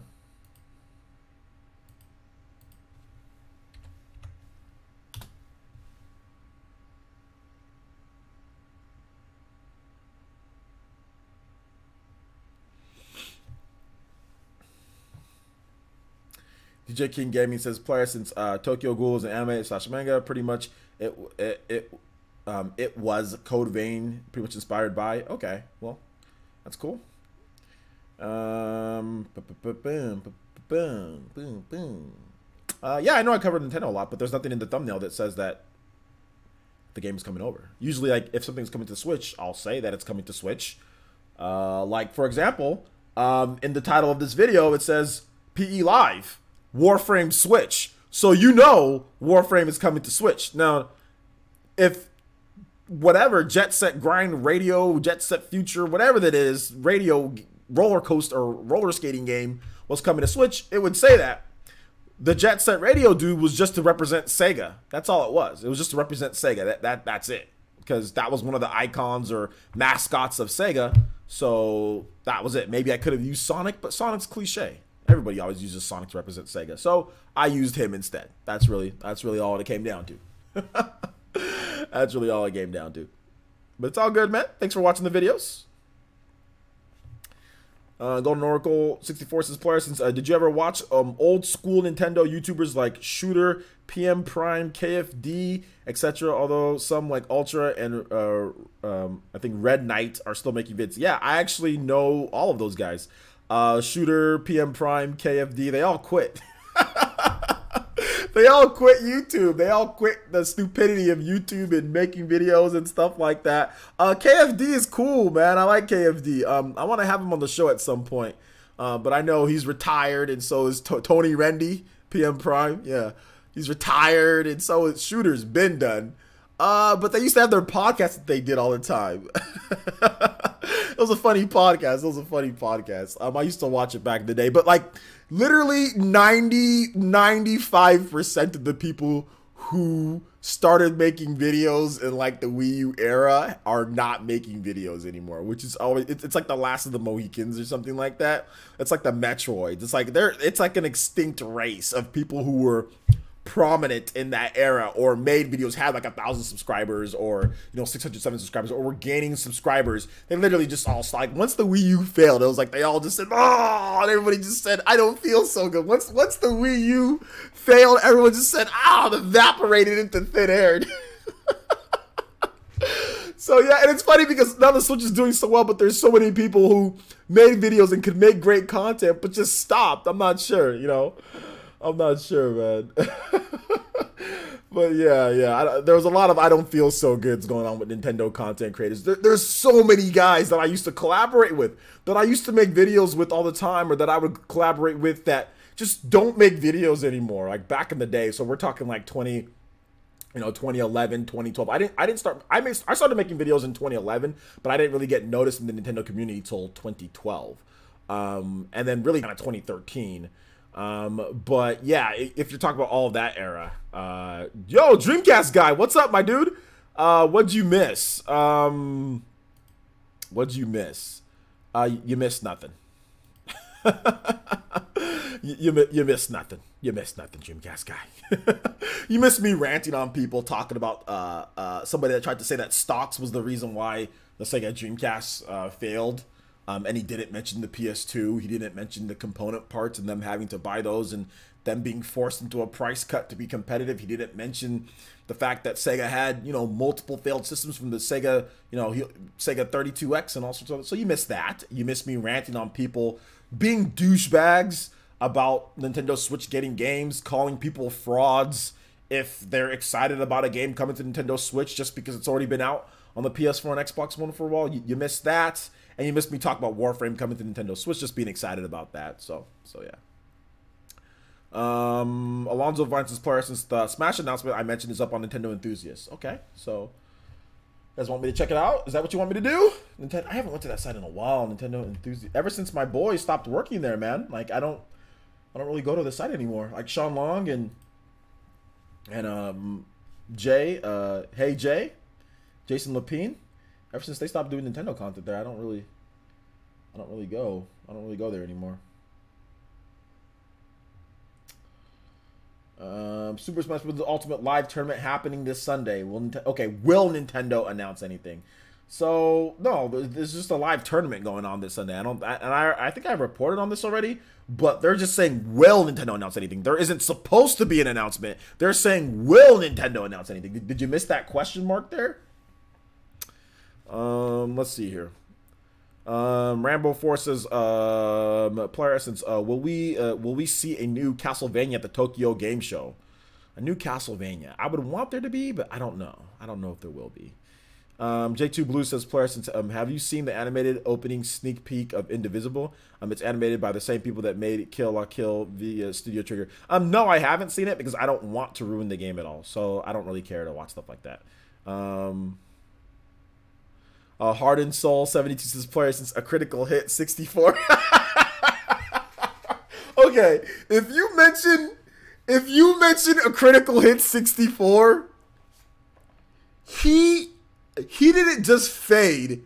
My dude literally exploded into irrelevance. Like I have never seen somebody implode faster than that guy. Like, oh my god. Like, me and Braden were cool. To this day, I still have no problem with Braden. I think Braden is a cool dude. I don't have a problem with him. I don't know what he's doing or where he's at or anything like that. But my guy literally exploded. Like, he was a partner of mine. We would make videos. He would be on my podcast, all this stuff. It was cool. Like, I would hang out at his podcast and everything. I don't know what happened to my mans. My mans literally not blew up in a good way, blew up in a bad way. It's like oh man, just absolutely just gone. Yeah, like just like, now you see me, now you don't. Like, it was my man was, he'll call this man Harry Houdini. My guy disappeared. But yeah, man, critical hit, critical hit. Shout outs to Braden, man. Braden, dude, wherever you're at, come back. We all want you to come back, my dude. Yeah, come back, dude, come back.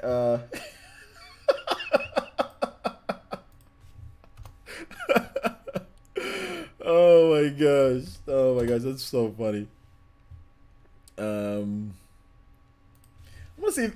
me see if he's even. Now you guys got me interested. Let me. So the only thing that I can see on his channel is that he has 5 subscribers. Oh, this is Braden Cole. He has 5 subscribers, and he has no, sorry, he has 100 subscribers, and his last video was 4 years ago. So my man's is gone. My man's is gone. Zyphos Gaming says, I still talk with Braden and Joshua to some extent. Do you still talk with them, Zyphos? Can you put me in contact with them, Zyphos? Zyphos, I need you to. Can you tell me where you talk to them? Because I want to talk to Braden, not to tell him to come back with him, just to say. I just want to say hi because, you know, like I said, I thought we were friends at one point. So yeah. Lemon Girl Animation says, can you tell me about yourself? Can you tell me about yourself? Tell me about yourself first. Wait, who's Josh? Joshua was his buddy that he made videos with on a Critical Hit 64. Yeah, like it was his buddy that he made videos with. They were both cool dudes. I like both of them. Yeah, but his whole channel's gone. Like, oh.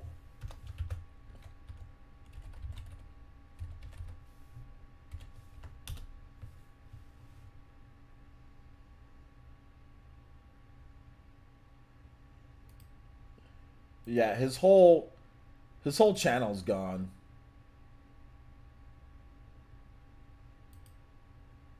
So he deleted, because his old channel had like over 1,000 subscribers. So yeah, it was I don't feel so good. Zeno Zangetsu says, player, since I'm gonna jump into some Switch games now, bro. I'll catch you later. All right, take it easy, dude. Golden Oracle 64 says, player, did you ever watch Nintendo The Trap? Matter of fact, I'm gonna find his channel right now. Yeah, I actually used to watch Nintendo The Trap too. He was part of the he's part of the I don't feel. There's a whole I don't feel so good generation of Nintendo Wii U / Nintendo gamers that never made it out, that collapsed with the Wii U. There's a whole bunch of those dudes. They're like, they just got buried under the Wii U, dude. I'm telling you, if the Wii U was successful, all these guys would still be around making videos. If the Wii U was successful, all these dudes would still be around, but they literally crumbled with the Wii U.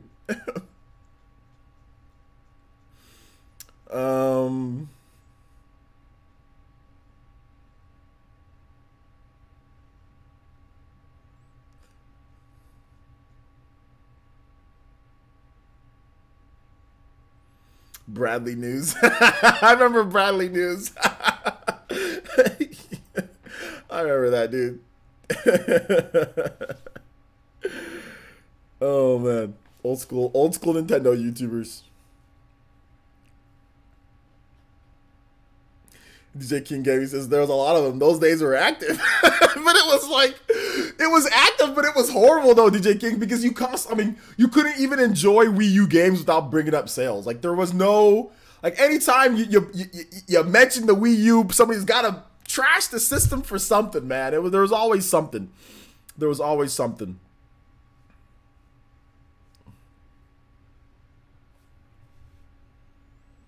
Okay, Braden has a new channel. Okay, hold up. I don't want it to play. Oh, is it Control-Alt-Delete 64? Oh.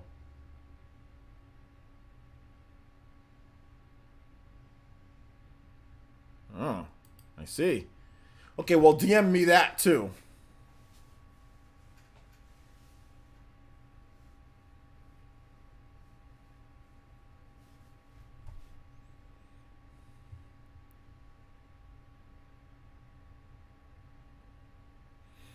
Um, there was a lot of people that liked the Wii U, but the issue that I had was that if there was games that, because like there was a lot of cool games that I liked on the Wii U. Obviously, the Wii U wasn't the best system that Nintendo's ever made. It didn't sell the most, but there was still a lot of cool games on the Wii U. Like Wii U still had like Super Mario 3D World. It still had Tokyo Mirage Sessions. It still had Xenoblade Chronicles X. It still had a lot of cool virtual console stuff if you're into that. It still had like Wind Waker HD. I thought that was great. Twilight Princess HD. Still had Pokken. It still had a lot of cool games. Like, you know, so for as much as people, you know, hated on it, it still had a lot of cool games. It still had a lot of games that I played. You know, it still had a lot of cool games. Now, the pacing of those games and how far that, like, how long it took for them to come out, that was a problem. But it still had Bayonetta 2. You know, like, it still had Bayonetta 1 and Bayonetta 2.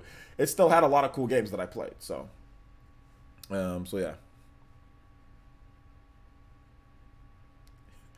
Ed Sheeran's what? What? Ed Sheeran's drugged out cuss. What?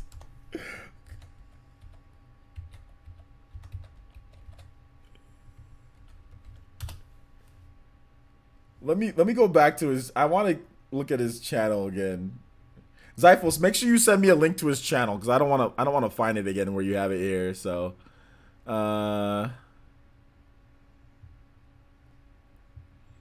yeah. Do you think we'll get Skyward Sword HD? I don't think so. That's funny, Ataki.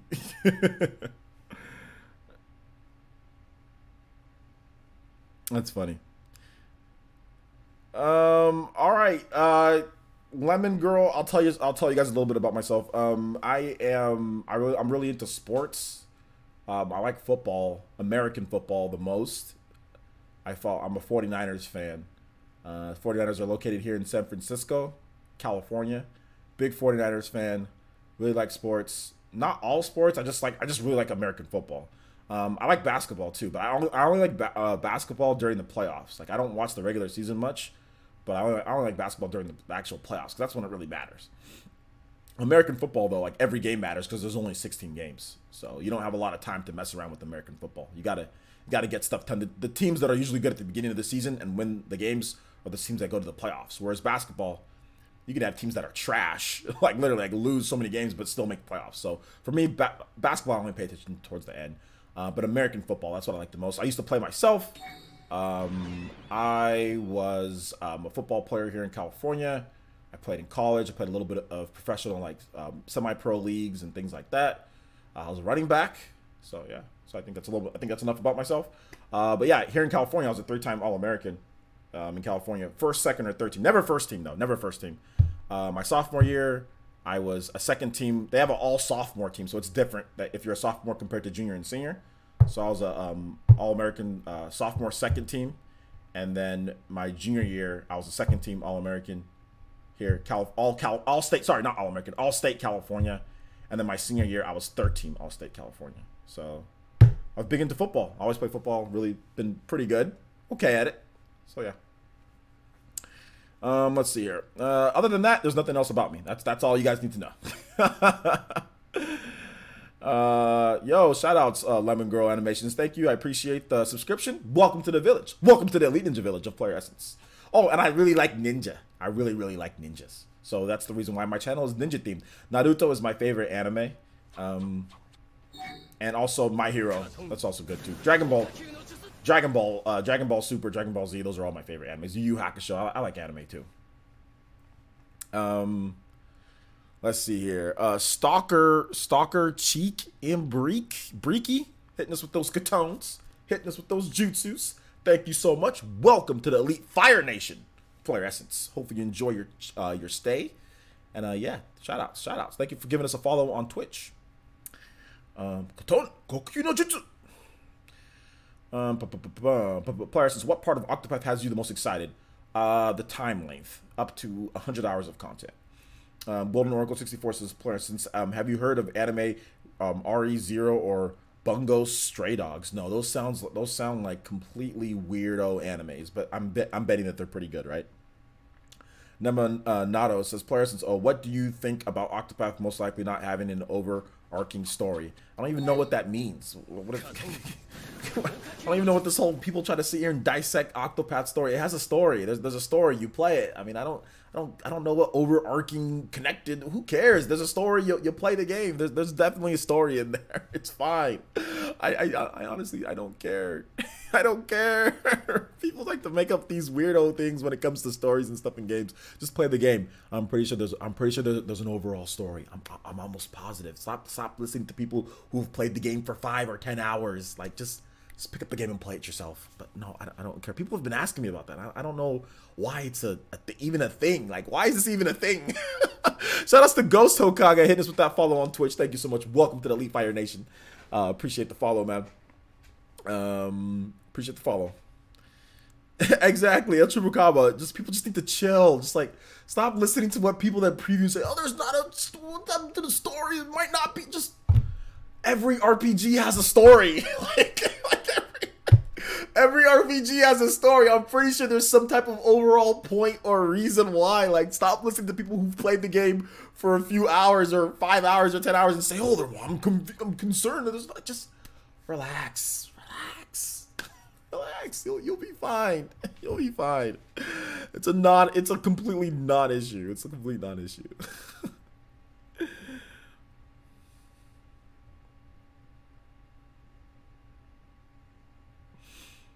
Let's see here.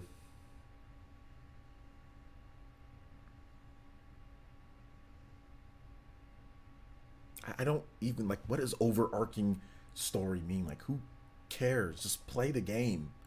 Just play the game. Just play the game and experience the stories that you want to experience. Like, if the game is 100 hours, there's some type of big story at some point. If there's 100 hours of content, there's obviously a lot of story. Who cares about overarching? Like, what is that how we evaluate games now? Like, what is this? Oh my gosh! Like, seriously, who gives a crap? DJ Revista says, players, since I know you wouldn't tell us what they are, but how many unannounced Switch games do you have inside info on? There's a lot. There's a lot. There's more than 5. But that might not be a lot considering who you are. That might not be a lot. Screw the gameplay. It's all about the overarching story. Exactly. It's all about the overarching story. That's what it's all about, man. Let's see here. Shoutouts to is it Ek? Etchy? Eeks Ekai God for the win. Eki God for the win. Shoutouts, my boy. Welcome to the village or girl. Welcome to the Ninja Village of Players. Everyone in chat, please welcome this person's name that I cannot say. I'm just gonna call you E God for the win. Lady 89. How about that? Lady 89. Shoutouts to Lady 89. Thank you so much for the subscription. Appreciate that. Welcome to the village. Welcome to the village. We got fun and games. Let's see here. If you have any more questions, I'll be more than happy to answer. You guys have been extremely generous tonight with the donations, with the follows, with the Twitch subscriptions, with all that good stuff. So I'll be more than happy to answer some more questions before we go. More than happy. Nema Naros' questions. I don't really mind. The 8 stories are cool. Just wondering if there might be a combined story. That's all. I don't. What does a combined story mean? Like, I don't know what a combined story is. Like there's 8 characters. You can team up with those 8 characters. The 8 characters all have paths that they can go and stories that they do. I'm pretty sure that they interact with each other in certain ways. So I don't know. I don't know. It's not like they don't talk to each other. It's not like stuff doesn't happen if like you can all have them there, you know, at one point. So I don't know what it's like. I don't get it, you know. But that's just me. Like I said, that's just me. I don't know. Maybe there's 8 endings. Maybe each since there's 8 stories and there's no overarching story, maybe there's 8 endings in 8 separate ways and 8 different things that you can do. I don't know. I don't know. Players, I think he means with stories that all interconnect. I understand that. What I'm trying to say is that from what I understand, there isn't like each story isn't like an end point to where it just stops. You know what I'm saying? So at some point These characters all meet, you guys get together and you guys do something. You know what I'm saying? Like, I get it. Like, people, what we've seen so far is that each character has their own story, but you guys all meet up. It's not like the story ends right then and there. You know what I'm saying? There's still more stuff. The game is 60 to 80 hours long. So, I mean, like, that's all I'm trying to say. That's all I'm trying to say. I get it in terms of, like, 'cause I think people think about it traditionally, but they have never had an RPG like this. Maybe that's what it is. But I'm almost positive that there is some type of end goal that connects everything. I'm literally positive, because it would be weird if there was literally 8 different stories and 8 different endings that doesn't have some type of connecting thing. That would be extremely weird. That would just be weird. I mean, if that happens, then that's fine. But that would just be weird. I think people need to stop reading previews. That's what I think people need to stop doing. Yo, Mr. T, what's good, man? Yeah, you're a little late, Mr. T. You want me to recap what I said about your whole point, Mr. T? So the reason why the title for this video, partly was because of a video by Mr. T. So shout outs to Mr. T. No matter what you think, Mr. T, I watch all your videos, whether I agree or disagree. I watch all of them, just to let you know, Mr. T. And Mr. T, I wanted to get your opinion. I have this new show that I've been doing, or this like new series. It's called PE Minis.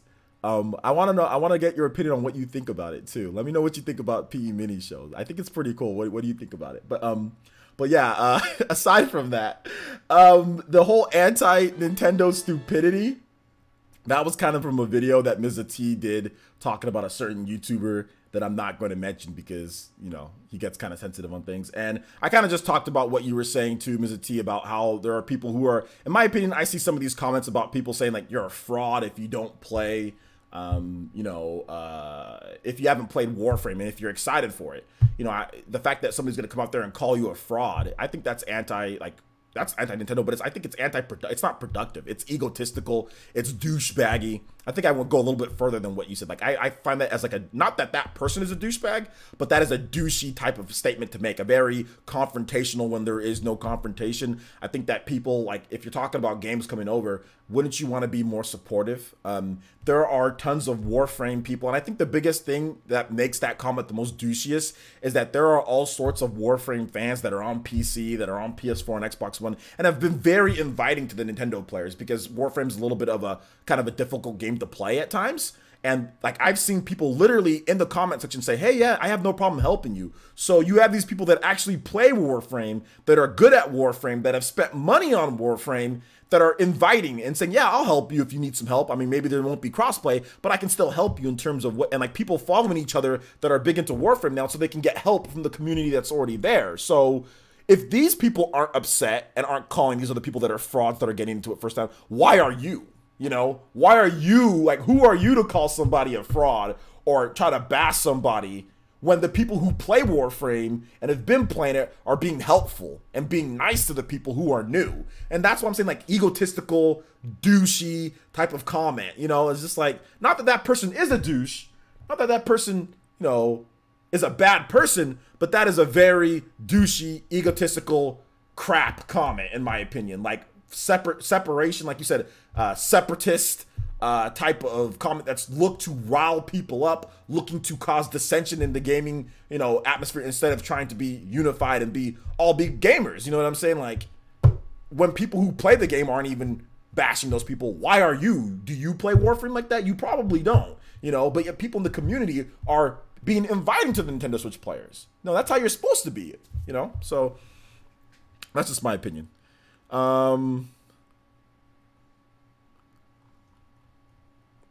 Let's see here. Grubby Cat with the doll donation says, speaking of ninjas in anime, an anime Ninja Scroll was the first anime I seen with ninjas when I was a kid. Have you seen it, OJ? No, I have not seen it. I don't think Samurai Pizza Cats, that was a samurais, that wasn't ninjas. But wasn't there like ninjas in that show too? But that's not even an anime, is it? I don't remember what was the first anime with ninjas that I saw? I'm not really sure. The first anime that was focused on ninjas, I'm not really sure. Oh, that person is a douche. Mr. T says, agreed, OJ, I could have went in harder. Yeah, I know. I mean, you went in hard enough. I don't think that you didn't need to go. I don't think that you didn't go in hard enough. Like, you went in hard enough. But you've got to be careful because remember, that person could copyright strike, or, you know, depending on what you say, you know, like you said, like, people are sometimes sensitive in there, which is fine. Like I said, which is fine. But I'm not saying that he's like, I mean, you might think that, but I just think that comment in general was just very douchey, in my opinion. And if Warframe people, like I said, if Warframe people aren't mad or upset and are willing to accept them, what's your problem, you know? Like, what's your problem, man? Golden Oracle says, is my channel child friendly? Yeah, my channel is actually really child friendly. I don't really cuss. I don't think I've cussed this whole time. I mean, the worst thing that I've said is douchey and douchebag. I think that's the worst that I went. But yeah, my channel is child friendly. When people accidentally cuss in my PE arena when I have other people on, we always say language, language, language, you know. So yeah, it's child friendly. I don't cuss much at all. I think I say hell, douchey, things like that. Nothing ever too bad. That'll be like bad for the kiddos, because my daughter, you know, would always come in and I don't want her to hear me saying cuss words and all that stuff like that. So yeah. DJ Revista says, player, since sadly a lot of people like being confrontational for whatever self-serving reason, it really ruins the pace in the gamer community. They just need to let people have fun and game. Yeah, exactly. I agree. I don't think that's a rumor, T-Dude, about the 3D fighting game coming to the Switch next year. I don't think that's a rumor. I think that is... No, they say that it's developed for the PS4 and the Xbox One. I don't think it's Tekken or Soul Calibur 6, because those games already have release dates and everything, and like Tekken is already out. So they said that this game is also coming to the PS4 and Xbox One. So it can't be Tekken because Tekken's already out on the PS4, Xbox One, and PC. And it can't be Soul Calibur because Soul Calibur, I don't think it was Bandai Namco.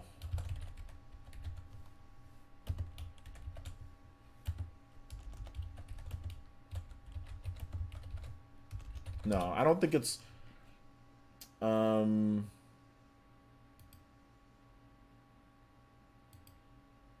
Yeah, I know Soul Calibur is coming out this year. Soul Calibur is 2018 for the PS4, Xbox One, and PC. This game is scheduled to come out next year for PS4, Xbox One, and Switch. So no, it's not Soul Calibur, and it's not Tekken. No. And that's not a rumor. That's actually a job listing posting, so it's not a rumor. Golden Oracle 64 says, player, since what do you think or when do you think Mario Kart 9 will happen, and how could they top 8? There's a lot of ways that they can top 8. 8 is very polished, but 8 reminds me of like a Western game. 8 reminds me of very polished gameplay, very few risks, you know? 8's very good, but it reminds me of a Western game. Like, there's not a lot of depth outside of just the basic mechanics, but it controls great, it looks great, it plays great, but there's not much substance to 8. 8's great, don't get me wrong, but it's very basic. They need to add some layers to it. Let's get a mission mode back in there. Let's get a level editor back in, or there's never been a level editor. Let's get a level editor in there. Let's get some more elements into like customization and parts. There's so many different things that they can do. Now, they did do a little bit of that in Mario Kart 8. I will give them that, but it's so basic it reminds me of a Western game. Actually, Western racing games actually do a lot more than that. Even like kart racers, they actually do a lot more than that. So, but it just reminds me of that, you know. There's so much more they can do with Mario Kart, but Mario Kart 8 Deluxe is really good. It's really good. It's really good. I like it. Should I get Xenoverse 2 or Fighter Z? I think Fighter Z is a better buy, but that's just me. Zyphos Gaming says, on the Warframe forum and subreddit, there's a lot of talk about bringing in crossplay and account migration. The community is fully behind the Switch version. Frauds are against it, players. Since, well, I don't even think it's just a fraud. It's just one guy that's saying a fraudulent statement, and anybody who agreed with him. But I think most people obviously aren't dumb enough to listen to what he has to say with that statement. Not that he doesn't have anything good to say, not that he doesn't have good information, but with that statement, that is a stupid statement that nobody should listen to. That nobody with a brain would actually take like okay, let's listen to this and let's agree with it. That statement is there's no redeeming qualities to that statement that he said. Like, there's literally nothing. Literally nothing. Now, like I said before, I don't think Mr. T was here. Now, if he was to call out people who potentially said Warframe is trash, like before, and now that it's coming to the Switch, all of a sudden it's good. Those people are frauds. Those are fraudulent people. Call those people out. But I ain't never seen anybody say that. So I've never seen anybody complain about Warframe in that type of way. So yeah, like, call out those people, but there are none of those people on the Switch with this game, with Warframe. So yeah. Deadlock 7 says, players, if they do another Mario Kart game this gen, it should have RPG elements, customization, and more story, etc. Exactly. There's all those things that they can add. I mean, I'd even be fine with just like a mission mode or a story mode. Even if they didn't add more RPG elements and stuff like that, like a mission mode or a story mode would be good. I think that would help out. But mechanics-wise, I think there's a lot of stuff that they can do in terms of change up the gameplay and what you can do there. Items, they can add a lot more items. There's just so much more stuff they can do to make the game more balanced, make the game more competitive. Make a whole competitive, heck, make their own version of For Glory, not just, okay, only green shells or something like that, but actually make the mechanics built into the mechanics into where racing can play more of a part into their skill, takes more of a factor, and then luck. I mean, there's lots of things that they can do with Mario Kart.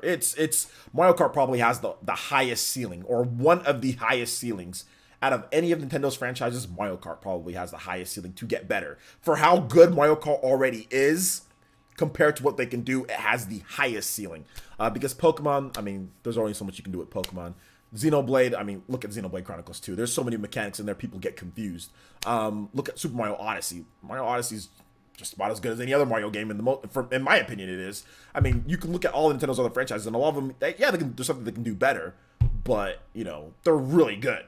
You know, even Zelda, Zelda, obviously there's stuff that they can do better in Zelda, but the game is really good. It was something completely new. But there's definitely a lot of room to grow in Zelda as well. But Mario Kart probably has the biggest room to grow in terms of from its last offering compared to what they can do in the future. Let's see here. Ace Tech HD says, Parsons, have you heard anything about a new Ridge Racer on Switch? Yeah, watch Dr. Trey's channel. Yeah, Mrs. T says, yeah, that would be fair, but those people don't exist. I know they don't exist, man. I know they don't exist. Morp says, Parsons, what first-party games do you think that will be revealed at the next Direct? I have no idea, man. J2 Blue says, good night, guys. All right, take it easy, dude. Thanks for coming out to the stream, dude. Deadlock 7 says, Parsons, I've never heard a bad thing about Warframe. It's free to play, done right, from what I've heard. Exactly. Golden Oracle 64 says, players, since the RPG I'm playing right now is Final Fantasy 8. Did you beat that game? I'm stuck on Adele. Go power level, dude. Quantum says, well said, players, since Mario Kart could be so much better going forward. Absolutely. Mario Kart's really good. Mario Kart 8 is really good, but like I said, it reminds me of like a Western like shooter, like a Wolfenstein. Like, it's good, it's polished, it's good. There's nothing necessarily wrong with it. I actually like it a lot, but it's way too safe. What new mechanics? What new things in there? I mean, they have the anti-gravity, but I mean, what else? You know. Vista says, player, since would you want to see Capcom port Beautiful Joe 1 and 2 to the Switch? Absolutely, that'd be great.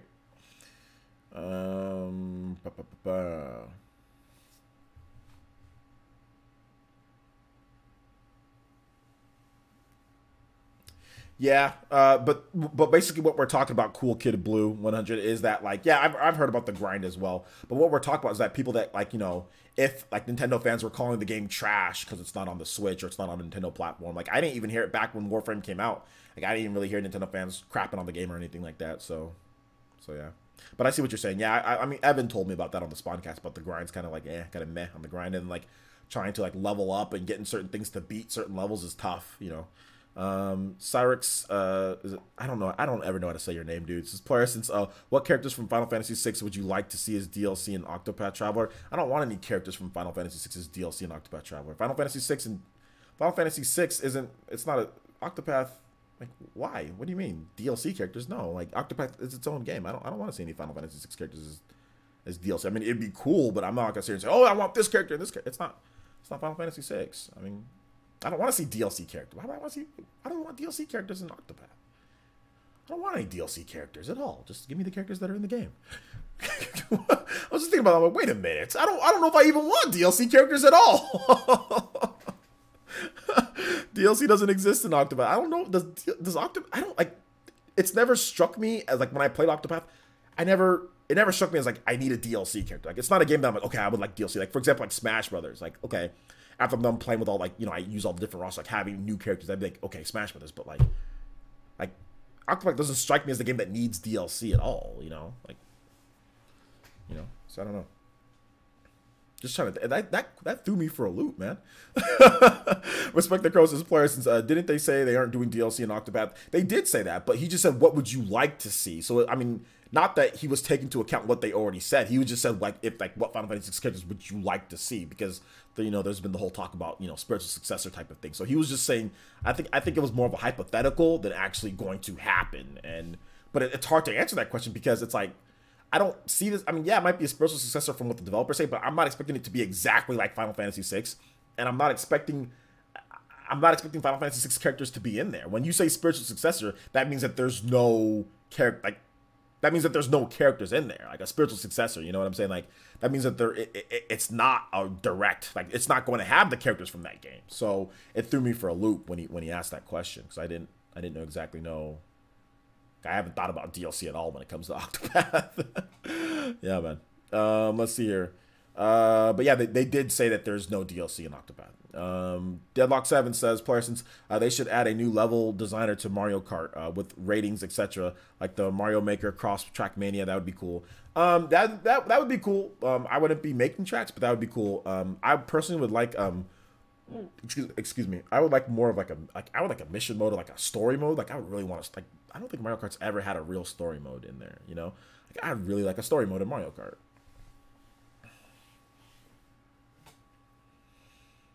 But yeah, track editor would be cool. Okay, we've been on for about 2.5 hours, and I said I was going to stream a game tonight, but I might not be able to do that. I might want to though. It just depends. But I'm going to answer one more question, then I'm going to leave here, guys. What news has Sega announced? I don't know what you're talking. What do you mean? What news has Sega announced? What news has Sega announced? El Chupacabra says, player, since do you plan on stream Xeno 2 Torna DLC when it comes out? Yeah, I'll probably stream that. So let's see if we can raid somebody, guys. Let's see who's online for us to raid. Okay. So let's see here. Empire Arcadia. Okay, never mind. He's doing some strategic stuff with Fortnite. Never mind. I don't think he wants us to raid him because he's working. He's working in a certain way. Okay, so you guys can raid my last video. How about that? If you haven't seen my last video, make sure you guys raid that video. I'm going to link it here. I have a Smash Brothers comparison, and I also have talked about Warframe. I am going to link all of my last videos here. Make sure you guys check them out. I know a lot of you guys are busy. Some of you guys don't get a chance to look over all the different videos that I have. But the first one that I'm linking here, that is, I think, my Hand of Fate 2. Check out this game called Hand of Fate 2. I know all of you guys haven't seen it yet. This is a pretty cool looking game coming to the Nintendo Switch. Check that game out. I also have another video that I'm going to be linking right now. It's going to be Super Smash Brothers graphics comparison. So make sure you check that out. Avidin is streaming. Oh, what? Avidin's streaming? I just checked. Dude, YouTube is garbage. I got no notification that Avidin is streaming. What? Okay, Avidin is streaming. I see it. Okay, I had to click on my subscriptions. It didn't come up on the sidebar. Okay, so it looks like Avidin is streaming. So let's go ahead and let's raid my boy Avidin. Okay, I'm going to have a link to his channel right here, guys. So you guys check out my boy Avidin. Yeah, check out my Smash comparison, Golden Oracle 64. Check that out when you get the opportunity. All right, so check out my boy Avidin. He's streaming right there. That is the latest link that I put right there. Let him know that the Player Essence family sent you guys. Make sure you check it out. Subscribe to his channel if you haven't already done so. Thank you to all the people that were watching this whole time. We streamed for an hour or 2 hours and a half, and we had we peaked out at around 250 viewers. So I appreciate that, guys. And we will be back tomorrow with more live streaming, more videos, more gaming news, more everything right here on Player Essence. And I might stream later tonight. I might not. It's getting kind of late. I might stream tonight. I might not. Just depends if I feel good. I might stream like Xenoblade or something for a couple hours late, but I don't even know. Probably not. I'm just gonna watch. I'm just gonna go watch Boruto. If I stream, I do. If I don't, I don't. If I don't stream, I'm watching Boruto. I'm watching Boruto if I don't stream. But anyway, thank you, man. I appreciate that, Golden Oracle. don't ever mention the Furious Francis days again on here, okay, man? Thou shalt not mention those days ever again. Make sure you guys check out my boy Avidin and let him know that we sent you. All right, thanks so much for watching, guys. I do appreciate it. We'll see you guys for the next one. Peace.